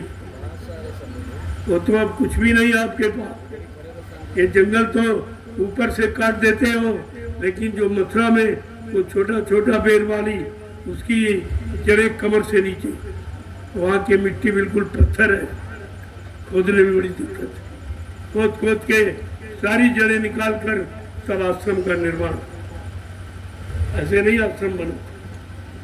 और यहाँ भी आप कितना जंगल कटीला साफ किया, कितने बड़े बड़े नाले आपने मतलब यानी लेवल कर दिए। मेहनत आपकी कम नहीं है, और मेहनत का परिणाम है ये जनमत आपकी मेहनत पट्टी का। आज आपको खुशी होगी कि हमारी मेहनत सफल हुई। आज ये लाखों लाख प्रेमी आ गए हैं, अब आपकी मेहनत सफल, जो आपने मेहनत की थी। देखो कितना बड़ा, ये तो तत्कालीन लाभ है। अब जब तक ये जमीन रहेगी और तब तक लोग आते जाते रहेंगे, ये लाभ तुम्हारे खाते में रहेगा, इसे कोई हटा मिटा नहीं सकता। इस सेवा का प्रेमी हो ये लोग। अब जिन्होंने की है वो तो जिन्होंने ही जो बेचारे पछताते कि भजन भी नहीं हो पाया और सत्संग भी नहीं याद रहा और सेवा से भी वंचित हो गए। तो भाई आप नहीं मानते तो क्या? सेवा तो इसीलिए रखी गई है कि भजन आपसे होना नहीं है, तुम्हारा मन साथ देता नहीं, शरीर भी साथ देता नहीं, इतना बीमारियों से भरा हुआ है कि तुम बैठ नहीं सकते गंडे, तो चलो कम से कम सेवा करो। सेवा में बैठना नहीं, चलना है, और चलने में थोड़ी सो जाओगे। और धीरे धीरे कितनी बीमारी चली गई लोगों। अरे भाई डॉक्टर वैद्य के पास जाते हो तो कहता भाई सुबह आप थोड़ा टहला करो, थोड़ा टहला करो आप। और यहाँ जब डलिया लेके चलते हो तो सुबह से शाम तक 10 किलोमीटर चल जाते हो, कैसे बीमारी रहेगी? कितनों का दर्द चला गया, इतना पसीना बहा कि यह खून आपका शुद्ध हो गया। आगे होने वाले तमाम चर्म रोगों से आपका की बचत। एक कैंसर भी चर्म रोग ही है, ये टीबी चर्म रोग ही है, ये लाल इलाज बीमारियां, ये सब खून खराब से ही पैदा होती। और खून की शुद्धि जब ही होगी जब पसीना निकले। ये बेचारे रोज अपनी पूरी डेट भिगो देते पसीने से रोजाना। ये 2 महीने से लगातार यही हो, और ये सब तैयार कर दिया। ये बियाबान जंगल काट करके आपके बैठने के लिए जगह बना दी। अब इनकी कितनी बड़ी सेवा है, इस सेवा का कितने लाखों लोग लाभ उठा रहे हैं, और आगे कितने लोग उठाएंगे, क्योंकि जमीन तो कहीं चली नहीं जाएगी, ये तो हमेशा यही रहेगी। इसलिए आपका श्रम परिश्रम हमेशा इस जमीन के साथ जुड़ा रहेगा, इसे भी कोई नहीं मिटा सकता। जय गुरुदेव। और आप लाइन से खड़े हो जाओ। देखो कल पूजा है, इसका कोई समय निर्धारित नहीं है, फिर भी समय से नहीं करोगे तो संख्या भारी है, तो 1 दिन 2 दिन 3 दिन लग जाएंगे पूजा पूरी होने में, लेकिन बराबर चलती रहेगी। कल से प्रारंभ होगी, और जब तक सब लोग नहीं कर लेंगे और सब प्रसाद नहीं लोगे, बिना प्रसाद लिए जाना मत। ये दया का प्रसाद है, गुरु की दया का ये प्रसाद, इसको संभाल के रखना, ये साल भर आपके काम आएगी। और फिर अगली पूर्णिमा में ले जाना। अरे अपना नया करा लो, रेन्यू करा लो, उसमें क्या, ये तो आपके लाभ की है सब। और ये सब लाभ कोई नहीं देगा। कहीं चले जाओ, ये लाभ कहीं नहीं। पूजा की कोई गारंटी नहीं लेता कि पूजा से लाभ मिलेगा कि नहीं मिलेगा, ये किसी की गारंटी नहीं है। ये गारंटी केवल प्रभु की है, जय गुरुदेव। वो गारंटी प्रभु ले रहा कि जब मेरा नाम लोगे श्रद्धा सेवा भाव से, मैं तुमको लाभ दूंगा, मैं तुम्हारा काम करूंगा। ये कोई नहीं कह रहा। अगर सीताराम का नाम लो तो सीताराम ने ये नहीं कहा कि जब तुम सीताराम नाम लोगे मैं तुमको मिलूंगा, मैं तुम्हारे कष्ट मुसीबत को दूर करूंगा, ये नहीं कहा। ये वादा नहीं किया। शंकर जी ने वादा नहीं किया जब शिव शंकर नाम लोगे मैं तुमको मिलूंगा। और कृष्ण ने भी वादा नहीं किया कि जब कृष्ण नाम लोगे मैं तुमको मिलूंगा। लेकिन बाबा जी ने वादा किया, बताया कि जय गुरुदेव नाम प्रभु का जब तुम लोगे, कहा बच्चा तुम्हारी मदद करूंगा, मैं तुमको मिलूंगा, लेकिन सच्चे भाव से, शाकाहारी सदाचारी बनकर जब नाम लोगे मैं तुमको मिलूंगा, मैं तुम्हारी मदद करूंगा। केवल इस नाम का धरती पर वादा, बाकी किसी नाम का कोई वादा नहीं है। ये सब बातें आपको समझनी चाहिए कि इतनी गारंटी किसी ने नहीं, किसी नाम की कोई गारंटी नहीं। चाहे लो चाहे न लो, रात दिन लोग पूजा करते रहे, सारा पैसा मंदिर बना डाला, दान कर दिया, लोगों को दे दिया, कुछ नहीं मिला, कुछ भी नहीं मिला, क्योंकि आपने मनमानी ढंग से, कोई गुरु आदेश देने वाला नहीं था। अगर आदेश देने वाला आदेश देता तो आपको उस आदेश पालन का लाभ मिलता। तुमने मनमानी पूजा करी, मनमानी मंदिर बना दिया, मनमानी ढंग से पेड़े बांटने लगे, बतासे बांटने लगे। अरे तुम्हारे बांटने से वो प्रसाद थोड़ी बन जाएगा। प्रसाद तो बनाया जाता, प्रसाद खरीदा नहीं जाता। यह भी बात किसी को नहीं मालूम। धीरे धीरे सत्संगों में आते जाते रहो, सब जानकारी आपको करा दी जाए। जय गुरुदेव। तो कल सुबह पूजा प्रारंभ हो जाएगी। ये साल भर सारे हिंदुस्तान में ये गुरु पूजा के नाम से पर्व मशहूर, सब सभी धर्म मजहब के लोग जातियों अपने अपने गुरु की पूजा करते हैं। यानी गुरु शब्द की मान्यता, महिमा, गौरव, गरिमा ये बताने के लिए ये तिथि निर्धारित की। अब वो सच्चा गुरु मिल जाए तो सच्चा ज्ञान करा देगा, और झूठों को झूठा गुरु मिल जाए तो झूठा ज्ञान करा। वो तो गुरु पर निर्भर है कि गुरु कैसा है।